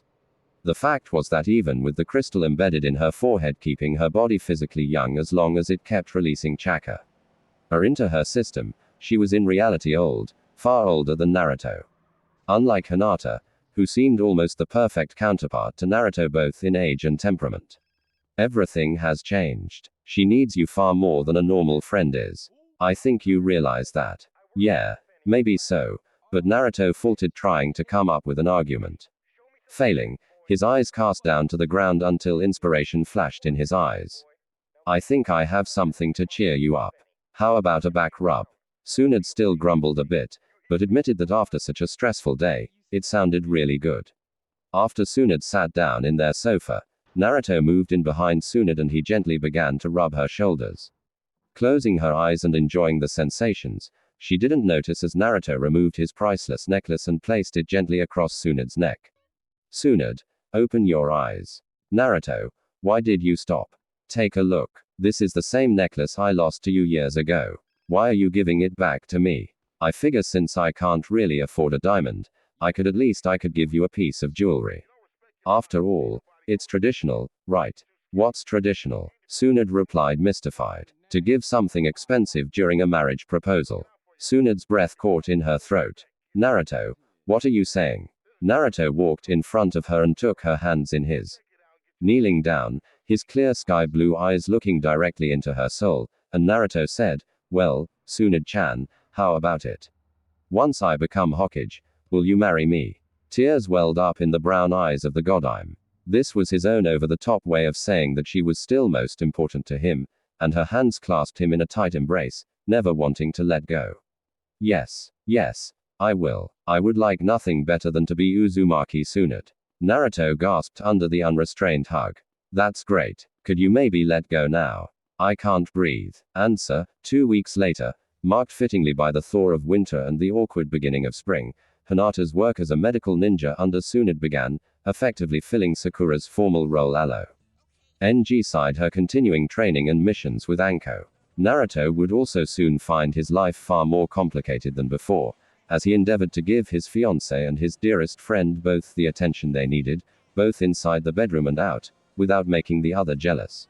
Far easier said than done, Naruto had to admit to himself. At her apartment across town, Anko Mitarashi fumed.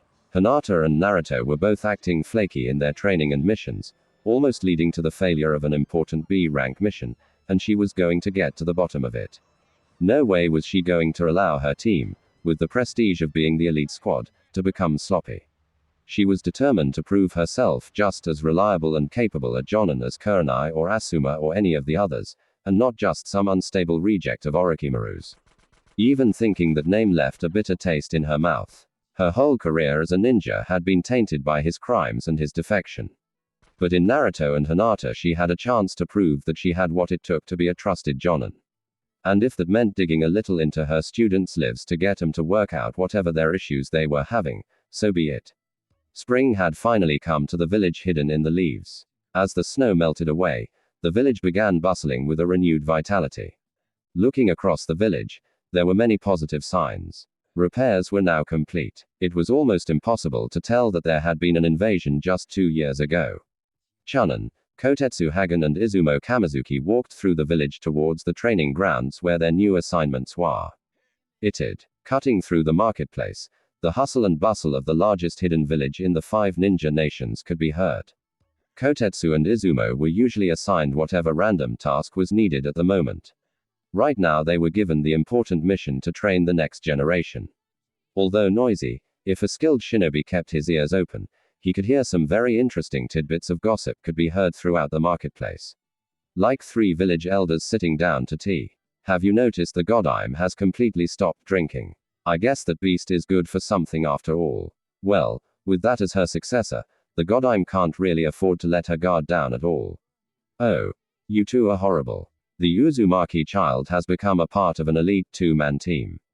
And since the other member is the heir to the Hyuga main branch, it means that the fox child is at least as strong as a Hyuga. That is impressive, I suppose. More like scary. Oh. Shut up. If the Godime thinks the beast can be used positively, we should trust her. And besides, would you rather have that thing attacking us again or in a role where it would have to protect us? True. Further on, they walked past some gossiping Hyuga branch members, both young girls. Hey, did you hear Hinata-sama cut her hair short again? What? Why? She was looking so much more mature with her longer hair. I know. I even told her it made her look a little like the Hokage and she actually got angry at me. It was kind of scary cause normally she's as shy as a mouse. I guess she doesn't like being compared to the Hokage, which is weird because I hear she's being tutored of medical jutsu by her. Medical jutsu. Isn't that stuff hard? Yeah. But she's pretty good at it. Amazing. Taking a left turn into another thoroughfare, 2 merchants could be seen chatting by their booths. The Godime has ordered the refurbishing of the temple that was destroyed 14 years ago. You know the one dedicated to Inari. Yeah. Wasn't it left derelict? Its statues destroyed. It was a small shrine with no resident priest to fix it up. Yeah. After the catastrophe and not many people were willing to help rebuild something that had to do with Fox Kami, but a month ago Hokage Sama insisted that it be refurbished and restored. I wonder why she would do something like that. Well, it is a kami of commerce and fertile harvests, so maybe she's doing it to help with the trade. That must be it. The economy is still in a slump. How clever. Leave it to a woman Hokage to think of these things. A few blocks closer to the training grounds, there was a Korean barbecue restaurant where Team 10 usually hung out between their now numerous missions. At one of the outside tables, once again Sarutobi Asuma was attempting to bribe Choji Akamaiki and Shikamaru Nara into taking their training seriously. Team 10's morale wasn't exactly at an all-time high since after the dissolving of both Teams 7 and 8, they were receiving almost a third of the rank. Sea missions in the village, tedious transport and bodyguard missions that didn't pay particularly well, but was just dangerous enough to be, as Shikamaru eloquently put it, troublesome. Finally arriving at the training ground, their new students Kiba Inuzuka and Shino Aberame were waiting for them. Since Kurenai's team dissolved, both were often left out of missions, which were necessary for personal growth as shinobi. So by order of the Hokage, it has come down to them since Jonins in any capacity, teacher or otherwise, was still at a premium. All right, you two. I am Kotetsu and this is my partner Asuma. Now that your team has dissolved, the Hokage has assigned us to be your mentors. Now I understand that both of you are upset at the sudden breaking up of your group, but upon review of Kurenai's teaching record, both with your team and a previous student, Yakumo Kurama, and Hinata Hyuga's complaints, it was decided that it was in the general interest of Team 8 to break up. Teams are traditionally in groups of 3, because with less there is increased vulnerability to ambush and with more there is loss of stealth. But as a 2-man team, there are still many opportunities as a shinobi. I am here to open your eyes to the wonderful opportunities of city missions. Not every shinobi in Konoha travels the continent, risking their lives, mind you. Kiba immediately interjected, what? You mean like those crappy D-rank missions we had to do when we were fresh out of the academy? No, of course not. This is important courier missions for the village. You mean we'll be gophers? Shino said flatly. You'll be entrusted with helping Konoha and its various village systems run in tip-top shape. So, gophers. Shino repeated again. It's serious work. Izuno chimed in. At times you will even be asked to carry high-level documents from one location in Konohagakure to another. Ranker-level work with ranker-level pay. As the two Chunin continued their speech, Kiba muttered under his breath to Shino, I still can't believe we are being trained as what did you call gophers. Essentially miscellaneous errand boys. Shinto responded quietly. It's insulting, especially considering our skills already surpasses these guys substantially. And meanwhile, Naruto has been taught by Jiraiya and now Tsunade. And I hear he is even part of an elite team. What's that mean? Supposedly, Hinata and Naruto's skills are being fostered at such an astounding rate as to no longer need a third member of their team. Is that so? Kiba then cleared his throat to get the attention of the rambling Kotetsu. So, since me and Shino are going to be working as a two-man pair, does this make us an elite team, too? Kiba asked, his voice hopeful. Every bit as elite as I, Inuzuka, here. Kiba Tetsu said proudly, completely oblivious to the fact that the statement he just made was the opposite of what Kiba wanted to hear. Kiba sighed dejectedly. Yes, it was good, reliable work with promising pay, but hardly a fast track to fame. Kiba looked up at the sky and asked silently, what does Naruto have that I don't have? Naruto slowly opened his eyes, sunlight creeping in through the window. For a briefest of moments confused as to why he had woken up so early, he sharply took in a breath as he became aware of the reason. Looking down at his lap, a familiar head of ponytail platinum blonde hair bobbed up and down rapidly as the Godime Hokage eagerly worked her skills upon her new fiancé.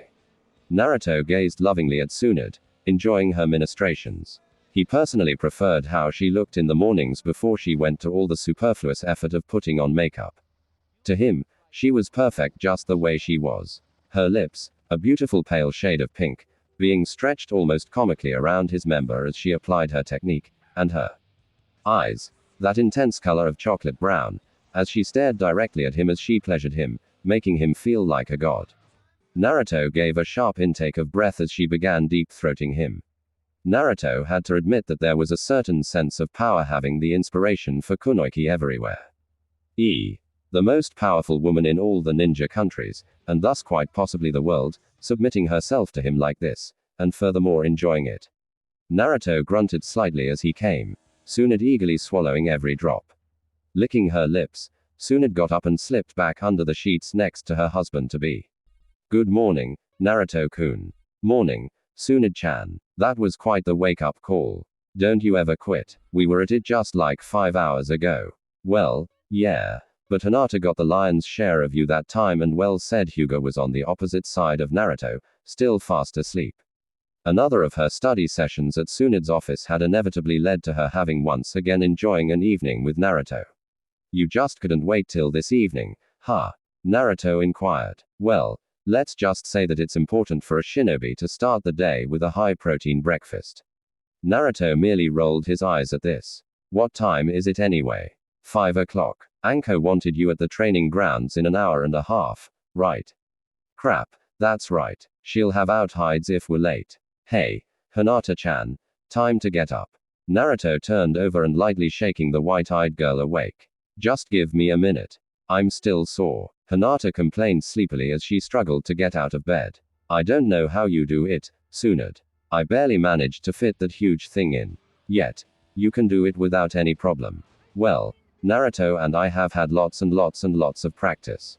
Tsunade said smugly. Hinata's eyes narrowed slightly. Aha. Anyway, I know you guys showered after last night's festivities, but I got to go take a quick shower. I'm still sticky. As her form slipped off to the bathroom, she turned and said, oh, and Naruto, about last night, you were magnificent. Tsunade almost audibly growled as the bathroom door shut. The last 3 weeks had seen a large metamorphosis in Hinata, who was still shy and mousy in all things but Matters concerning Naruto. Naruto and Tsunade began getting dressed. After a moment of silence, the sound of the water started and Naruto spoke suddenly, the normal energy in his voice subdued. You know, Tsunade-chan, I know that me being with Hinata is uncomfortable for you. If you're not okay sharing the same bed with her, just tell me. I'll explain to her that it isn't working out. Even if she exposes us, I think I would prefer that to cheating on you. Tsunade sighed, then promptly cuffed Naruto upside the head, who only remained unconscious by the Sannin due to his recent training. Don't be ridiculous. You aren't cheating on me. I'm right here, aren't I? Besides, I can tell that it stopped being pity between you and her for a while now. You do care for her on some level. Ow. Ow. Ow. Yeah, well, but I care about you, too. I want you to be my wife, you know, in case senility finally caught up to you. Tsunade huffed at this. Very funny, Gaki. Like I'd forget. Anyway, Hinata is the one who instigated this situation, not you. Besides, it's kind of nice having a competent secretary again. Tsunade joked lightly, trying to raise Naruto's spirits, but his eyes stayed downcast and he was frowning slightly. It's just, I mean, it's not fair for you, you know. If I were in your shoes and I thought you were with someone else, I'd hunt him down and rip his heart out, seriously. Naruto deadpanned, not a quiver in his voice to suggest a joke. But nevertheless, Tsunade bit back a laugh at the ridiculous image of Naruto in a suit of shining samurai armor Jilo. Usly defending her honor. Don't worry your pretty little head, Naru-kun. I'm all yours, and I know that the largest part of you belongs to me. And which largest part is that? Naruto asked. Your heart, Baka. Tsunade answered, though your comes in a close second. She mentally added. By now, they were both completely dressed. Lightly rapping on the bathroom door as not to break it, the Hokage called out. Hurry up in there. I need to put my face on. I still don't get why you insist upon wearing lipstick and nail polish every day. Naruto commented. You spend most of each day hidden behind a wall of papers anyway. That may be, Naruto, but a woman needs to look her best, especially when she's the boss. Hinata Hanali stepped out, a towel wrapped around her slender, but slightly busty frame. All right, I'm out. Looking at her training partner, who was already dressed and ready to go, she said. You go on ahead, Naruto.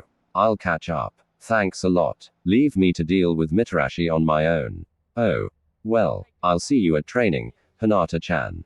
Giving both Tsunade and Hinata a quick peck on the cheek, he dashed out the door, his usual energy restored by the beautiful spring morning.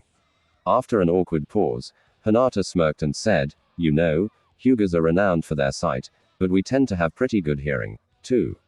It was nice of you to reassure Naruto like that. I did it for his sake more than yours, Hinata.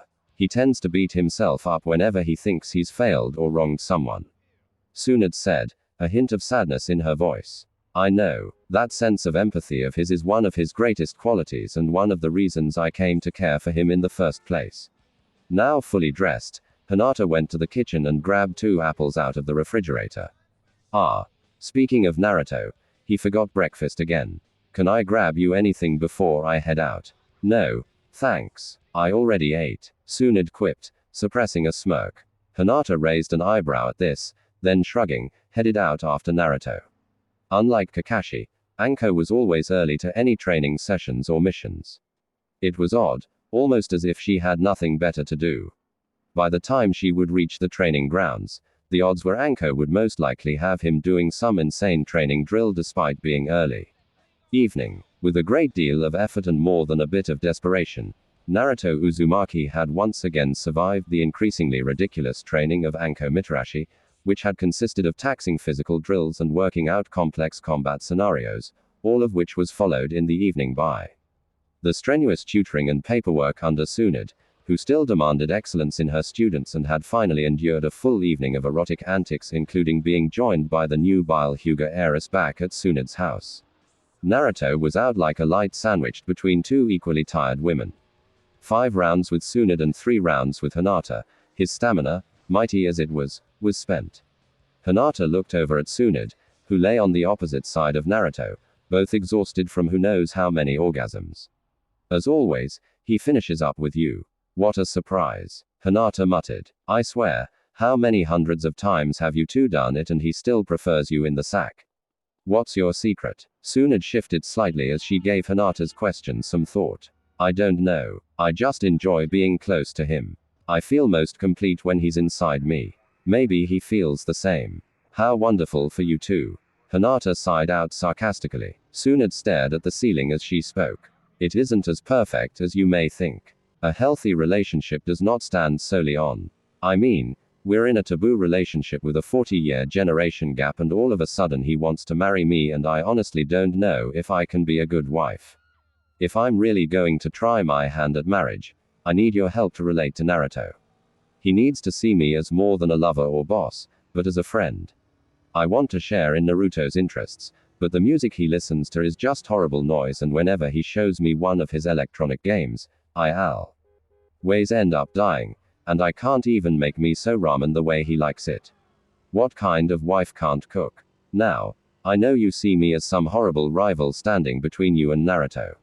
The fact is, Hinata, that we need your help if we are to make this work. Just consider it, would you? With that, Tsunade turned over, and draping an arm over Naruto as she closed her eyes and eventually nodded off.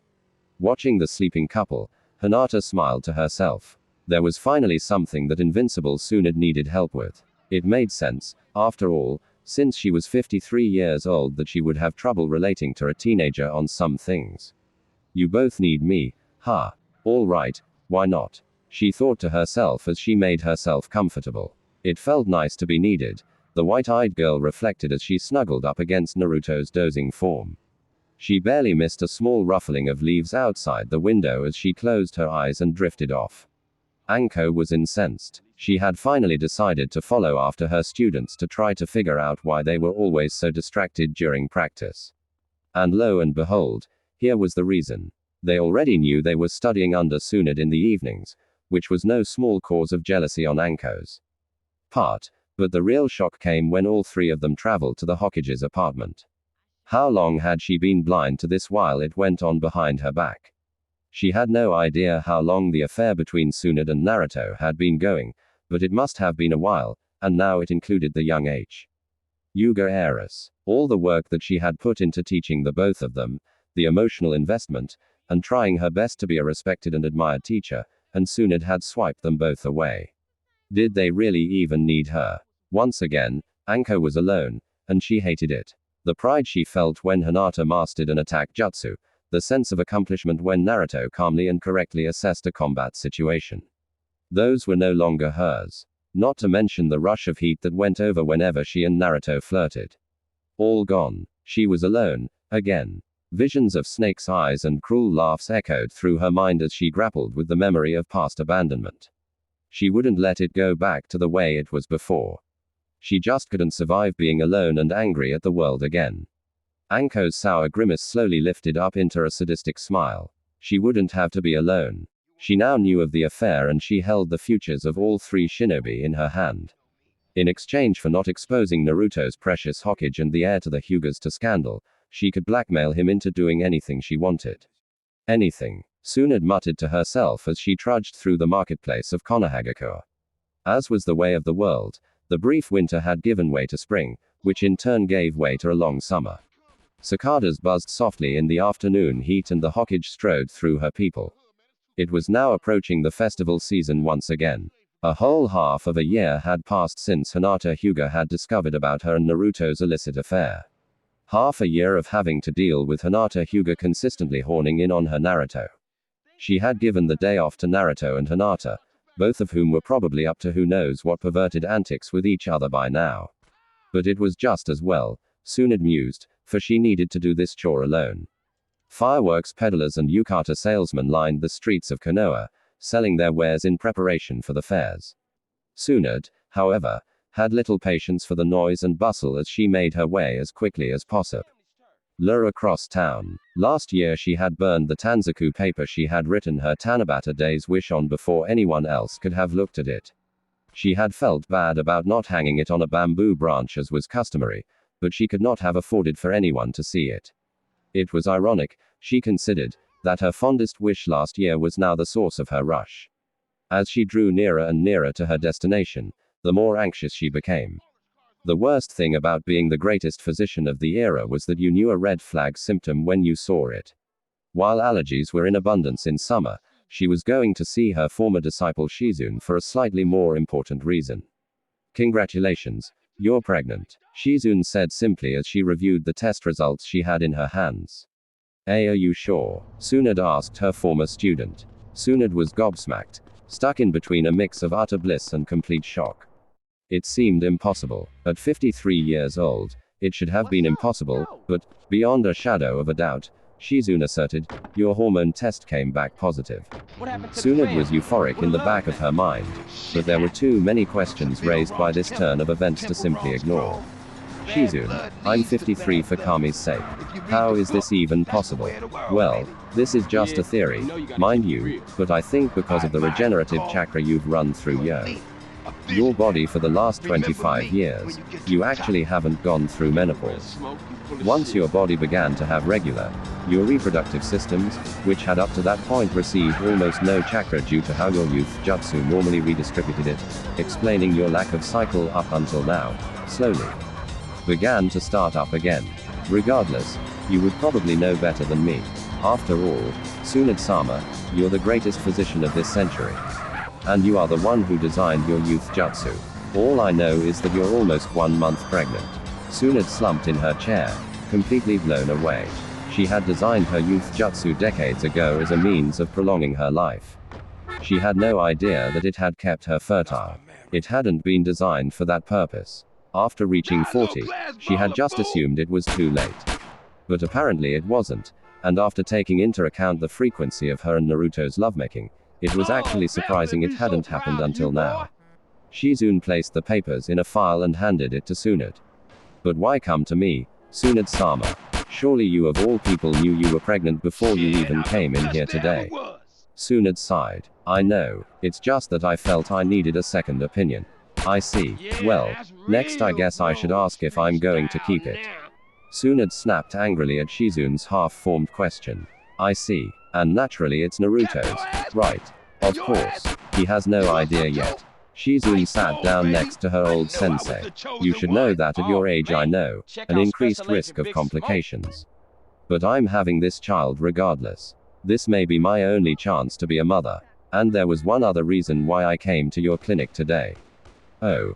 When the time comes, I'd like you to be there to help with the birth. There's no one I'd trust more with something so important. Shizune smiled warmly. Well, then what can I say? Of course I'll be there. And there's no need to worry. You are Tsunade, the slug Sannin, certified medical genius. Although a 53-year-old woman giving birth is unheard of in the ninja nations, I'm sure you of all people could make it work. Getting up, Shizune jotted out a quick list. You probably already know this, but get plenty of folic acid, calcium, iron, and vitamin D, and absolutely, positively no alcohol or tobacco. Understand, Shizune said, her voice taking a hard edge. You never listened to me about this when we were traveling together, but now that another life is on the line, I have to insist.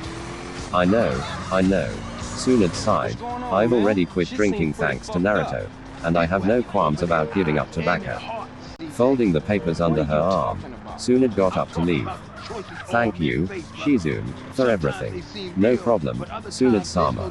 You have my private phone number in case something comes up. And before you say anything, I know to keep this conversation to myself.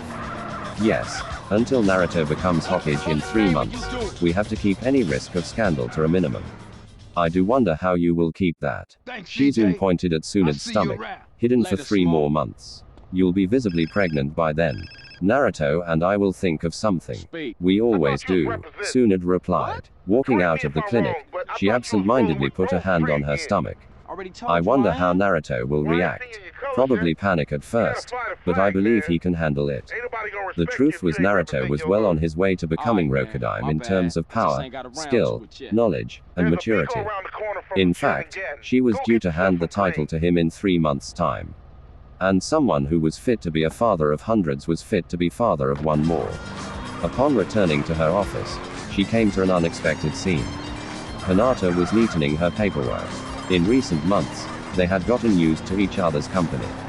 Tsunade tutoring of Hinata Ninja boosted her standing with Hyashi and the other Hyugas to the point where she was now all but destined to lead the main branch in a few years. And Hinata helped Tsunade with her relationship with Naruto. From teaching her how to correctly hold a video game controller to how to cook ramen just the way Naruto liked it. But even with their newfound friendship, it didn't stop them from trying to monopolize as much free time with Naruto as they could, which often led to them clashing with each other.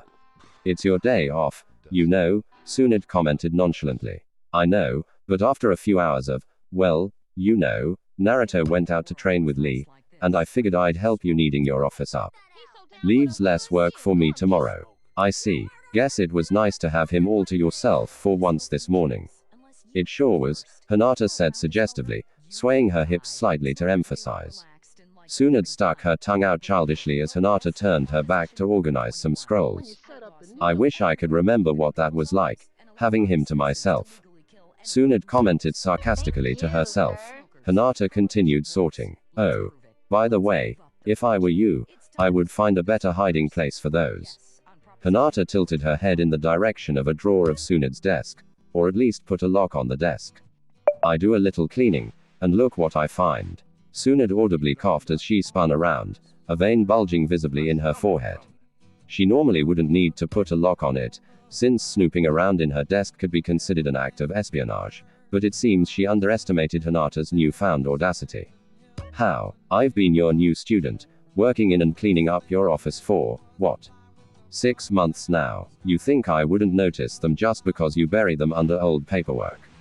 That stuff really is shocking, you know. More older female teacher and student, and mother and son erotic stories than I could count. It's also cute how you cross out the names and put in yours and Naruto's. Who would have guessed that the great Godime had a Shota complex?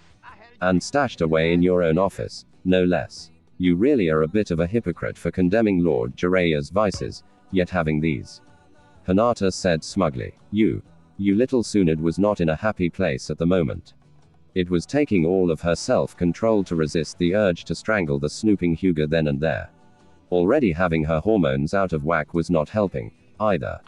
It may have been a positive change in her character, but the new bravado that Hinata was becoming used to displaying could be quite annoying. Suddenly, an idea dawned on Tsunade. Why get mad when you can get even? Her gritted teeth easing into a smile. "How very thorough of you. Since cleaning and secretarial work is such child's play for you, I think I have another job for you."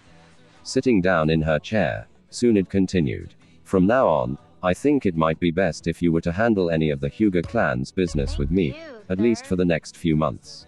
It's troublesome always being bothered 4 or 5 times a day just because both branches seem to lack the common sense to run their weekly agendas by each other." Hinata's smirk dropped off her face. "You want me to delegate the bureaucracy of a clan numbering almost 300 every day? Everything from mission assignments to enrollment of new academy students. You'll be helping me out quite a bit, in fact. But it makes perfect sense. After all, you are going to be the main house's new leader someday, correct?" Tsunade had hit a raw spot. Ever since Hinata had gained her newfound courage, she had made it clear that she was interested in reforming the Hyuga clan's family system alongside the soon-to-be Rokudaime, Naruto. Tsunade had her dead to rights. "I know you can do it. After all, you're so very thorough in your work." Tsunade finished with a grin. Tsunade mentally cheered as she congratulated herself on a job well done. That would give that white-eyed sneak something else to do than poking her nose in other people's private property, as well as give Tsunade her free time to spend with Naruto-kun, which was always a wanted bonus. It had a practical application, as well. At Tsunade's level of chakra control, she could easily weave a henge to hide her pregnancy that only a Hyuga would be able to see through. And with Hinata's help, such occurrences could be easily circumvented by simply making her the official liaison between her office and the Hyuga household.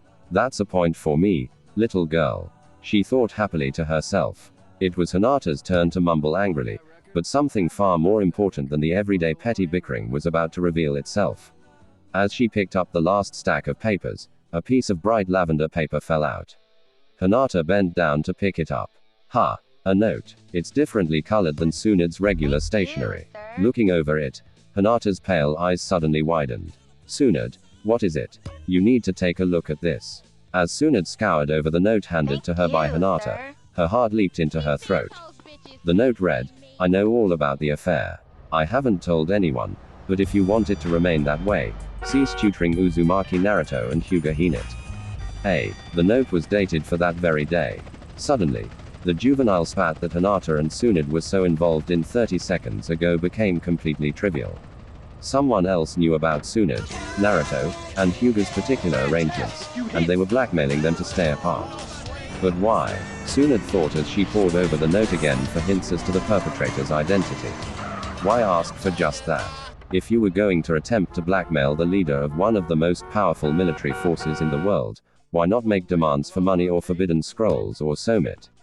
Hinata, I want you to get Naruto and bring him here, now.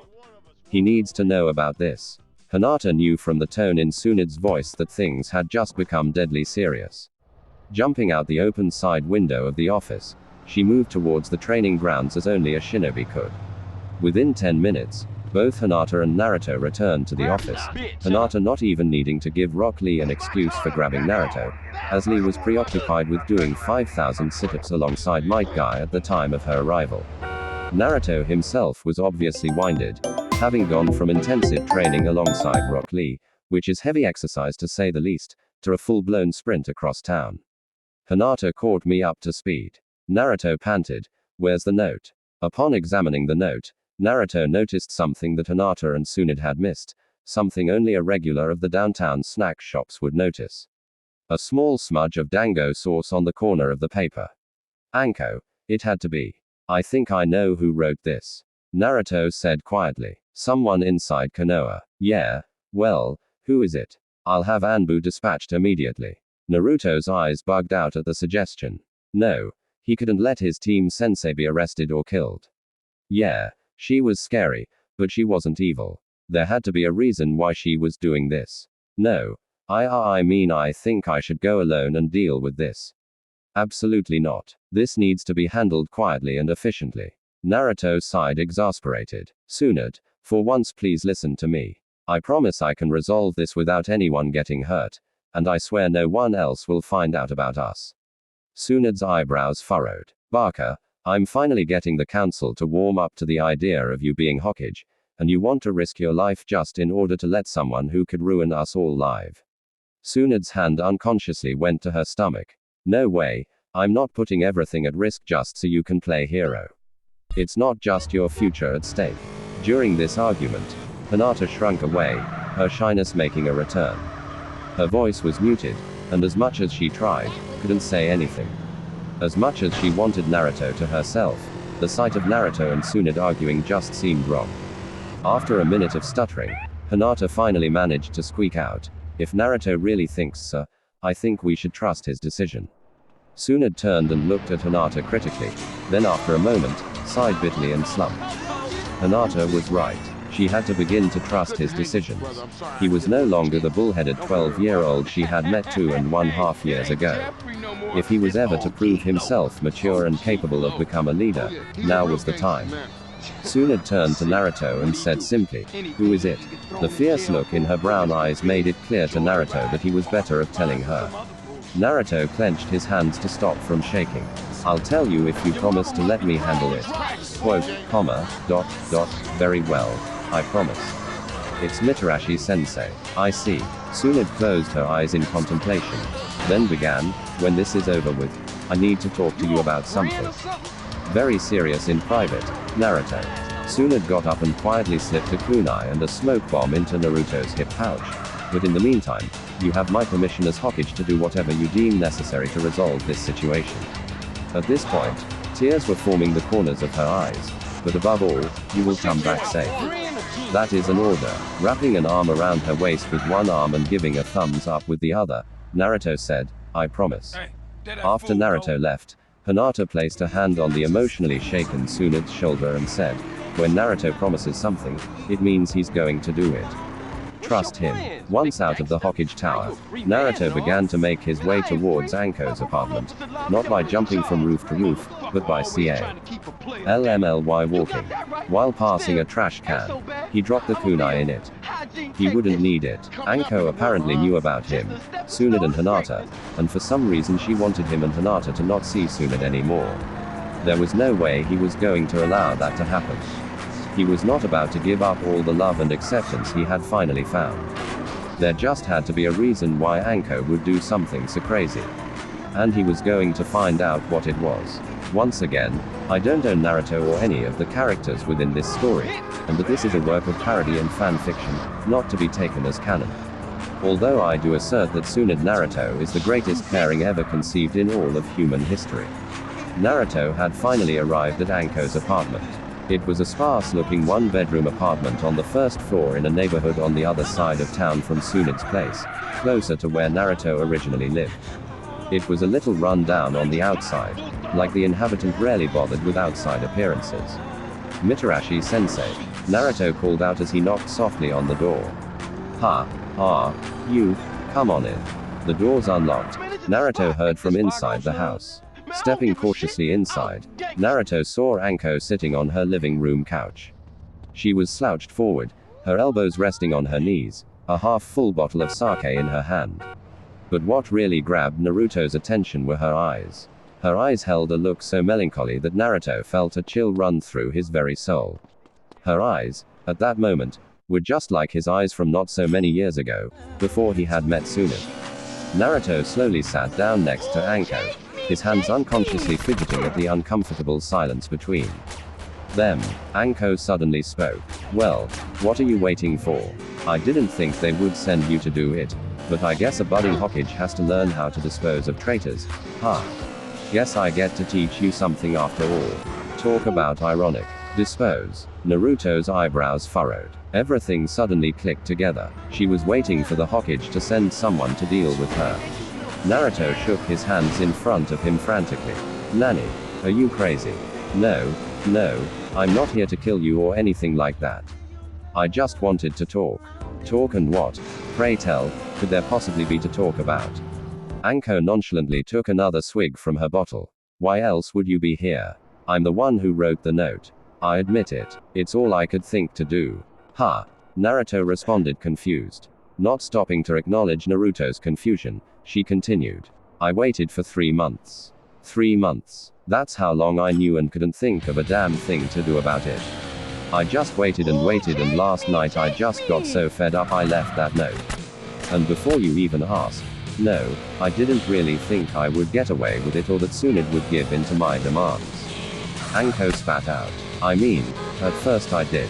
I dreamt of all the ways I could make your lives a living hell with what I knew.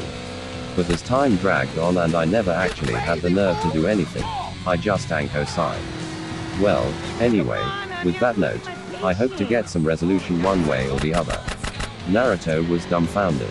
He had always seen Anko as strong, forceful and even a little scary, and here she was, more vulnerable than he had ever seen her. And here I thought I was such hot, she suddenly muttered angrily. Teaching a Hokage and training in the Hyuga air. But all along my job was only a cover, a distraction so no one would suspect that you were Tsunade's pet screw. Not only were you getting to bang the most desired kunoichi to ever live, she was teaching you and Hinata things I or any other jonin could never even dream of doing. Setting the bottle on the floor, Anko let out a bitter sigh. No matter what I try to do, in the end, I'm just a pawn. And that's why I don't really give a, if the Anbu come and arrest me or worse. I'm superfluous. There's no reason why I should be here anymore. Naruto was completely stunned. She was, at that moment, just like he had been before he had met his precious people. Trying his best to put this whole insane situation into perspective, Naruto said, I didn't know you felt ignored. But come on, it's not worth blackmailing the freaking Hokage, right? I mean, you're a Tokubutsu Jonin. Don't you have more important things to do than worry about me and Hinata all the time? No, I don't. Anko mumbled quietly. Naruto deflated with that revelation. Was that why Anko was always early to missions and training? She really didn't have anything better to do. He and Hinata were literally her world. He hadn't the slightest inkling before now, but now it seemed just so obvious. Naruto backpedaled a little, trying a different tactic. Listen, Anko-sensei, I know that we hid a lot from you, and I'm sorry about that, but Tsunade wasn't using you. It's just that, well, Tsunade and I fell in love. It's the real deal, and you know the council would have a fit of epic proportions if they found out. Kami knows it wasn't help that Hinata wanted to be with me despite that, or that I came to have feelings for her, too. The fact is, we were all afraid of being exposed. That's why Hinata and I kept this from you, despite you being our team leader. But you have to understand, even so, I've always seen you as my sensei. Don't you lie to me, damn you. You have Tsunade.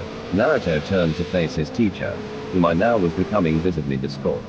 Tsunade is the love of my life, and my Hokage, but not my sensei. The fact that she tutors me is just so I'll make a good Hokage when she retires, that's all. But even so, I never mattered. You and Hinata never once thought of me as significant to you. Anko spat out venomously, her face now inches from Naruto's. Even though he had showed up to Anko's apartment with the express mission of negotiation, Naruto was still Naruto, short temper and all. That's not true. You're important to me, damn it. Naruto yelled back, his patience worn thin by his belligerent teacher. Liar. Anko almost screamed at him. The air was almost crackling with anger and frustration when Naruto suddenly did something very uncharacteristic. Leaning in, he pecked Anko on the lips. Why he did it could be anyone's guess.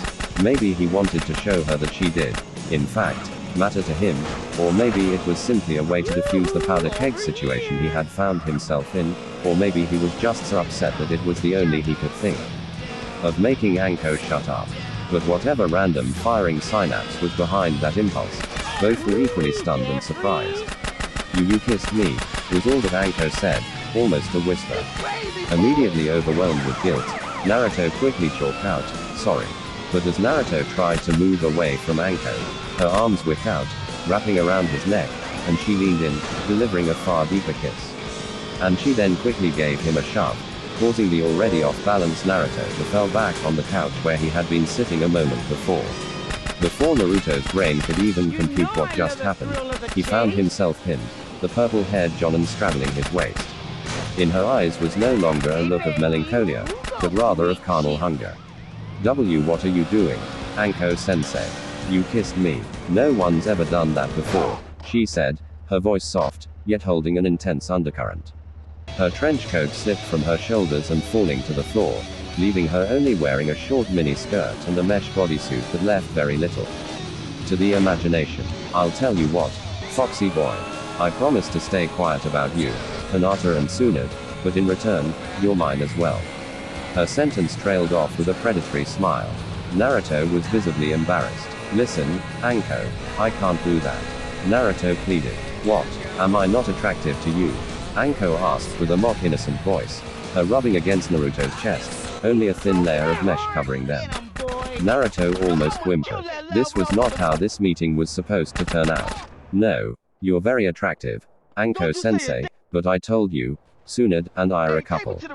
He helplessly tried to explain. Anko looked thoughtful for a moment, sighed, and then shrugged her shoulders. Fair enough. So, then we just won't screw, yet. Seeing the slightly unbelieving look in Naruto's eyes, she explained. People's perceptions aren't always correct, you know. I'm no fiend, despite what some people might rumor. Besides, there are plenty of other fun things we can do. The most important thing to me is that we do it together. But why me, and why now? Naruto asked, completely nonplussed. Because I don't want to be alone anymore, and because, well, because it was you who kissed me. She answered simply. There was an awkward moment of silence between the two. So, for now, then, let's make out. She suddenly yelled happily. Anko sounded almost like a teenager with her first boyfriend. Naruto tried to object again, only to be interrupted as Anko's mouth clamped down on his. While it was true that Tsunade had given him permission to do anything to resolve the situation with Anko, he somehow doubted she had taken this scenario into account. Although he was physically enjoying Anko's attention, Naruto felt awful about this situation. The simple fact was that this was pretty much his fault. His kiss had set something off in Anko, who before was inundated with depression because she felt alone, and he had just inadvertently forged a powerful emotional bond. The fact was, he couldn't very well reject her and hold out hope for a happy resolution. Behind her libido and bluster, she was very emotionally fragile at the moment. Also, with the fact that she felt so alone, something Naruto understood from the bottom of his heart, the last thing Naruto wanted to do was hurt her. And finally, pinned as he was under the half jonin, Naruto was literally in no position to argue with her.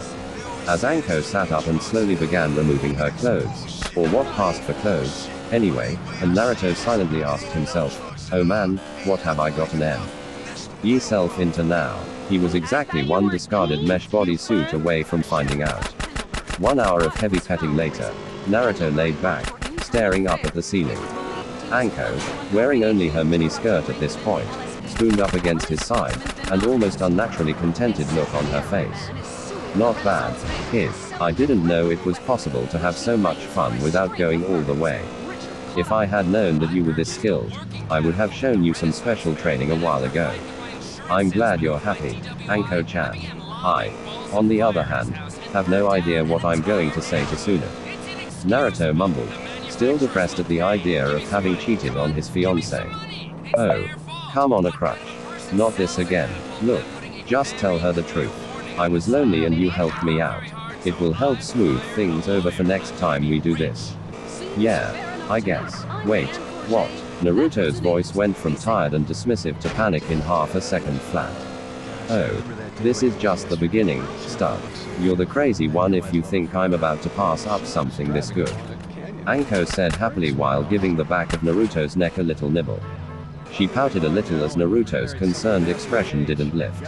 "Oh, come on. Am I really such a horrible, that it's impossible for you to believe I might actually care for you, too?"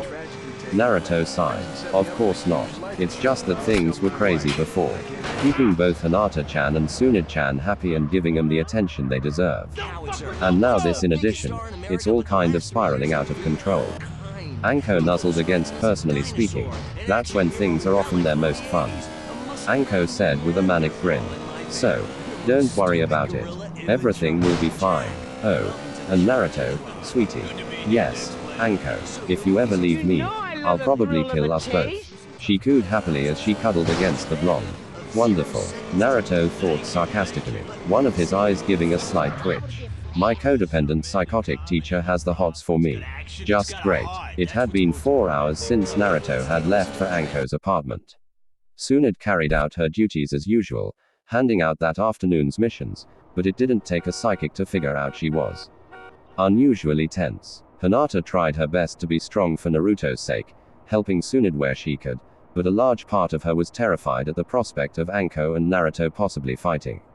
While she preferred the idea of her beloved winning, she didn't really want to lose the best teacher she ever had, either. Both their heads snapped up from their work as a loud commotion could be heard from down the hall.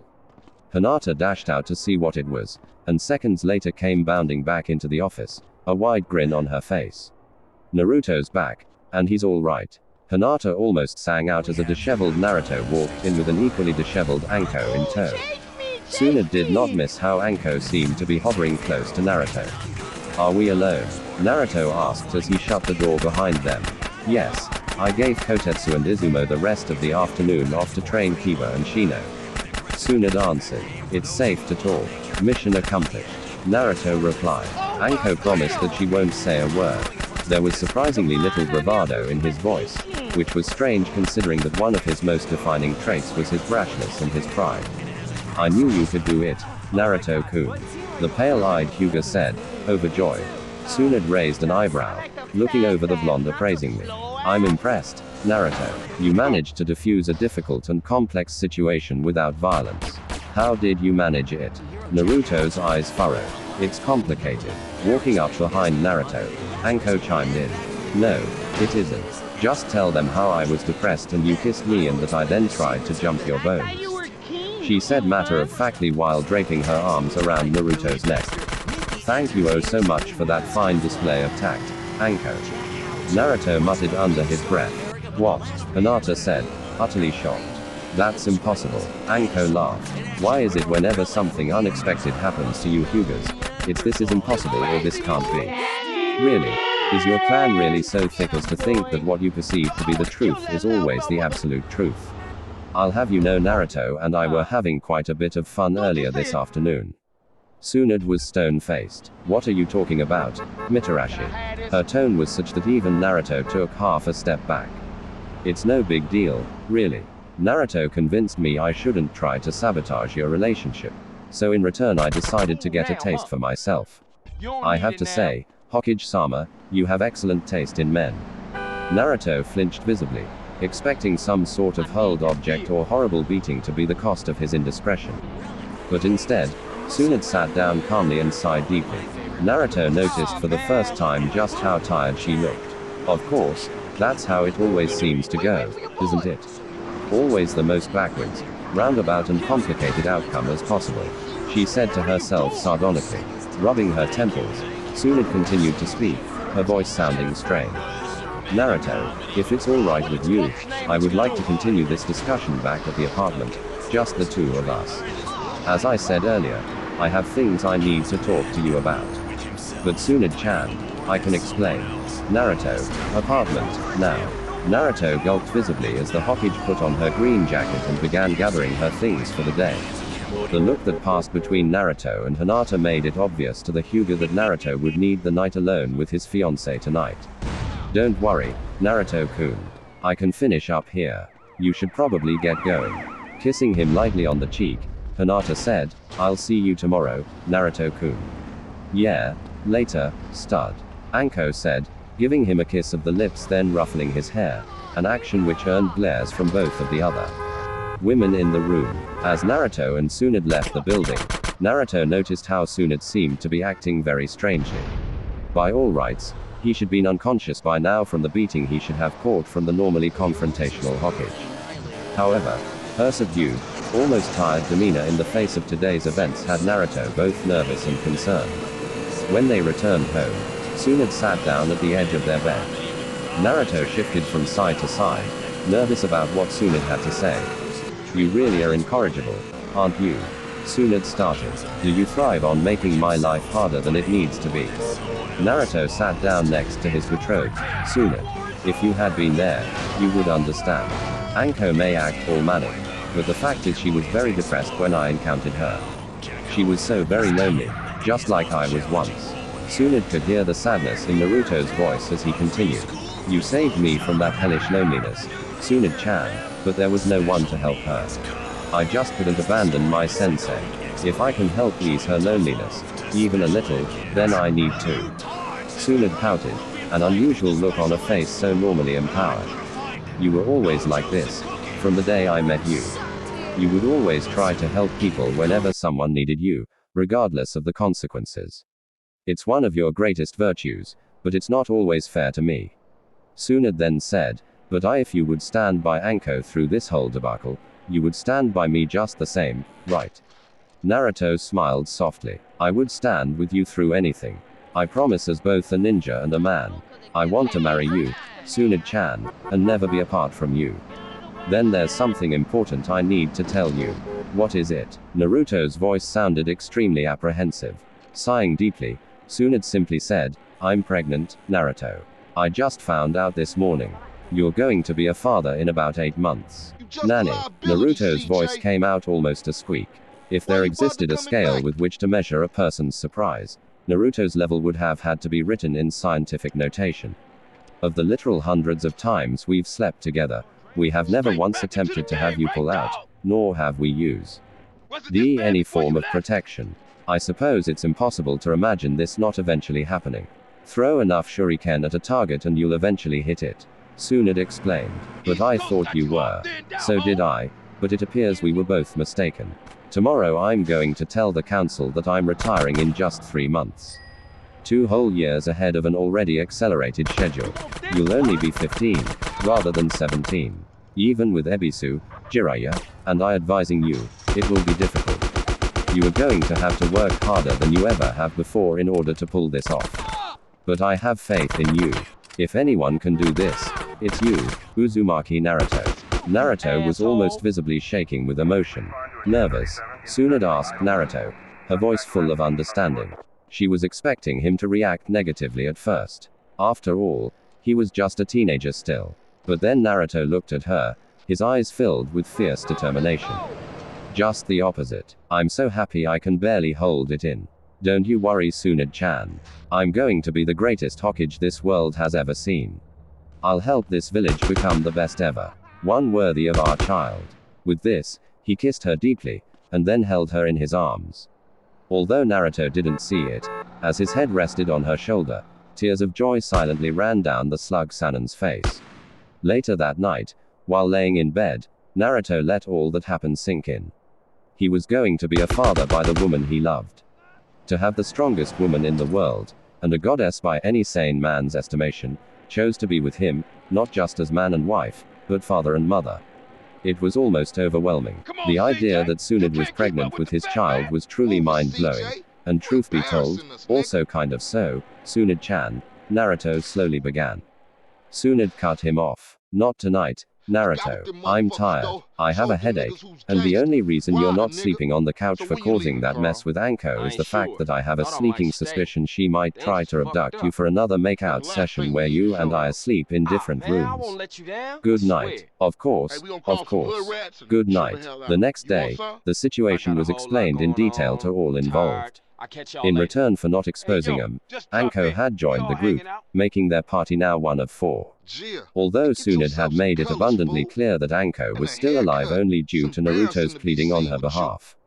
Anko also made it equally clear she didn't give a crap what Tsunade thought.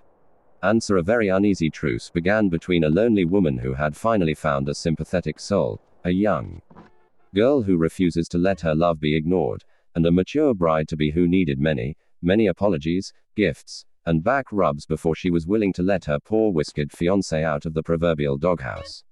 Later that week, Kakashi casually strode into the Hokage's office. You called me, Hokage-sama. Tsunade looked up from the paper she was currently writing in. Yes, Kakashi. You're right on time. For once, Naruto muttered nearby while filing scrolls. Tsunade continued. I called you concerning 3 months from now.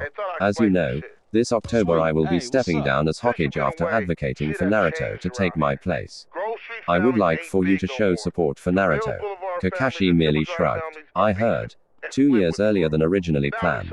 That must have come as a great surprise to the council. That's one of the reasons I called you here today. We could use your help with securing Naruto's place as Hokage. I fail to see what I can do about these things. Naruto already has the backing of both Lord Jiraiya and yourself. What more could I do? Naruto spoke up. Kakashi, while it is true that I don't really need you as a teacher anymore, what with Anko and all, the fact remains that I do need a friend and as many allies as I can get. Allies? Kakashi wondered aloud. Tsunade interrupted. Kakashi Hatake, you were once a squad leader in the Anbu Black Ops. We could use your friendship, your allegiance, and especially your connections now more than ever. I think you are in the best position to guard against any maneuvers of force by the council. Even though Naruto has given himself heart and soul to this village, some people within the council remain bigoted against him, even if not openly so. Although I have made the majority of them capitulate to my wishes, it remains impossible to tell if one of them might try to block Naruto's becoming Hokage, or even attempt to fund an assassination. Naruto commented. A true ninja understands his enemies. It was one of the few things you taught me, and you are perfect for this job. After all, you yourself know of the dangers of unfair partiality better than almost anyone. Kakashi winced at the veiled reference to his past training of Team 7. I see. Well, I'll see what I can do. If you'll excuse me, I still have a lot to do today. Standing up, he bowed twice. Tsunade-sama, Naruto-sama. So saying, he left the office in a puff of white smoke. Naruto smiled at Tsunade, who winked in return. They knew that although he didn't show it, Kakashi was almost sick with guilt over Sasuke's betrayal and the dissolving of Team 7. If there was something he could do to make it up to one of his students, he would. With this in mind, all that was left was to finalize the exact date for the transfer of title. And they both had the same one in mind, October 10th. Absolute insanity, Itachi Uchiha said in monotone. He and his partner, Kisame Hoshigaki, stood atop two ancient trees overlooking Konoha from miles away. To think, not only is Naruto trained under Jiraiya to the point that they could be considered equals, but to train under both Tsunade and Auric. Amaru's first apprentice. Each event on its own would only be a stumbling block for us, but together he is rapidly becoming too much for just two Akatsuki members to handle. So, what can be done? Kisame grunted. Pain-sama wants him pretty bad. We should let our compatriots gather the other tailed beasts first and hope the momentum will allow us to capture what may be becoming the most powerful ninja in a century. So first the one tail that was assigned to Deodara and Sasori, right? Right, let them and the others complete their assignments. Then when Naruto is the last piece on the board, we all strike at once. For now we do nothing. Kisame sounded displeased. It's not in a shark's nature to stand still. Waiting is not necessarily doing nothing, Kisame. In the meantime, we must remain vigilant. When the situation and conditions are in our favor, we must be ready. After a particularly rowdy session of lovemaking, Naruto had laid himself down to sleep, but instead of his regular dreams, which mostly consisted of Tsunade dressed only in an apron feeding him all the ramen he could eat, the dream was pitch black nothingness slowly fading by degrees into a very familiar yet sinister surroundings. It was the familiar sewers of his mental landscape. The sewer was, however, almost dried out with only about 1/4 of an inch of water on the floor, creating small ripples with each step Naruto took. Naruto thought this odd as last time he was there, when he was training under Jiraiya almost 3 years ago. The water had come up to his calves. The tunnels seemed to stretch on forever, yet all led inexplicably to the same dead end. There was the cage, held shut by a single slip of paper, and inside the leering face of the demon Fox. Why am I here, Fox? My answer hasn't changed. I will never allow you to escape into the outside world, no matter how much power you could give me. I want nothing to do with you, Naruto announced angrily as he stood in front of the cage. A deep rumble permeated the sewer as the QB spoke. Let's get one thing straight right now, human. I hate you. I hate you more and more with each passing second of every minute of every day. I want nothing to do with you, either. In fact, I would like nothing better than to take everything you hold dear and rip it apart in front of you, your women included. But the fact is that even sealed away in this prison, there are rules to which I must follow. I have brought you here because of actions taken by your oldest, the one named Tsunade. By her decree, a temple dedicated to my lord Inari has been repaired, one which I, in my haste to wipe your village from the earth 14 years ago, accidentally damaged. By attempting to gain Inari's favor, she has unknowingly righted an offense I had committed against my lord. I am thus now in her debt. Her debt? What do you mean? Lord Inari is the greatest of all foxes and kitsune, as well as a kami of grain and fertility. Your woman, the one named Tsunade, silently wished to become pregnant with your seed. And because of her unique physical makeup, she succeeded. Although why any female would seek to bear the offspring of a fool like you escapes me. I know, she already told me. But how does her becoming pregnant concern you? Naruto asked, his chest tightening slightly. He did not like the idea of the evil fox being aware of, much less meddling with, his precious family. As Inari's child and servant, it is demanded of me that I intervene on her behalf. But sealed within your soul as I am, all I can do is this. By influence of my chakra, I will ease the difficulties of her pregnancy, and she shall birth your brood without pain or complications. It will be seen as a miracle, given her age. How could you possibly do that in here? Naruto asked, thoroughly bewildered both by the implications of what he was suggesting and that he was even offering his help to begin with. Via the means by which you and her chakra systems usually mingle with one another, fool. What do you mean? Dense as a brick, the fox muttered. Your constant copulations, you idiot. The fox sighed wearily, the gust of expelled hot air blowing back Naruto's hair. Honestly, you two put rabbits to shame. Like it's any of this is your business, Naruto retorted. Well, regardless, it is already begun. Her morning sickness should be reduced as well as the aches in her body. You should be thankful. There are many men who would kill to have these blessings bestowed on their mates. Naruto tried to take in what he had just heard. It seemed just too unreal. Why would Go do this for us? How do I know you're not plotting something? I am many things, human, but I am not a liar. I told you already, I do this to settle a debt, nothing more. And besides, it is no skin off my snout if you gain a child. Just another thing for the ignorant, brutal world to inevitably sully and destroy. And the waters will rise again as they always do. Wait, if you are a servant of Inari, a kami that aids and protects humans and even prevents fires, why did you attack Konoha all those years ago? Kurama grinned wide with pride. I am a feral god of nature, boy, and although I obey the natural order of the universe, I will never subvert my will to you tiny apes and you idiotic society. Believe me, I would have done it the minute you humans began populating the forest had I thought I could have gotten away with it. But by encroaching upon the forest with your tree cutting and overhunting, I had all the excuse I needed. With this, the fox's expression took on a more thoughtful countenance. If only it hadn't been for that blasted Minato Namikaze, the one which you Konoha ninja referred to by the alias Arashi Kazama. To think a lowly foreigner who had somehow snuck into your hidden village would rise amongst its norm. Ali xenophobic ranks and ultimately succeed in stopping me. It still seems unbelievable even though my current habitat is proof of its occurrence. That day 14 years ago I had not considered that one of you humans might have the skill to seal me. Such a pity. There were so many humans I hadn't killed yet. You evil bastard. Naruto spat out outraged at the fox's lack of remorse. The sewer shook with the fox's laughter.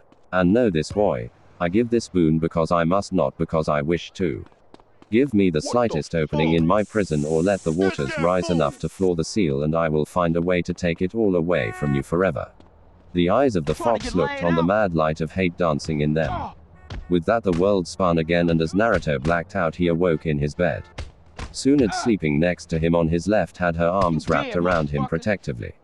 Hinata snuggled against him as she rested on top of him and Anko's lightly snoring form to his right.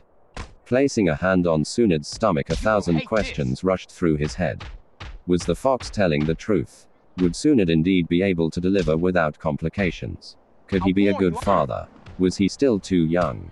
He did not like the idea of having to trust that evil fox with something so life-altering. But for now all he could do was go back to sleep and deal with things if and when they came along. Stopping to consider his dream for a moment, Naruto realized that the waters in his soul were representative of his pain and despair.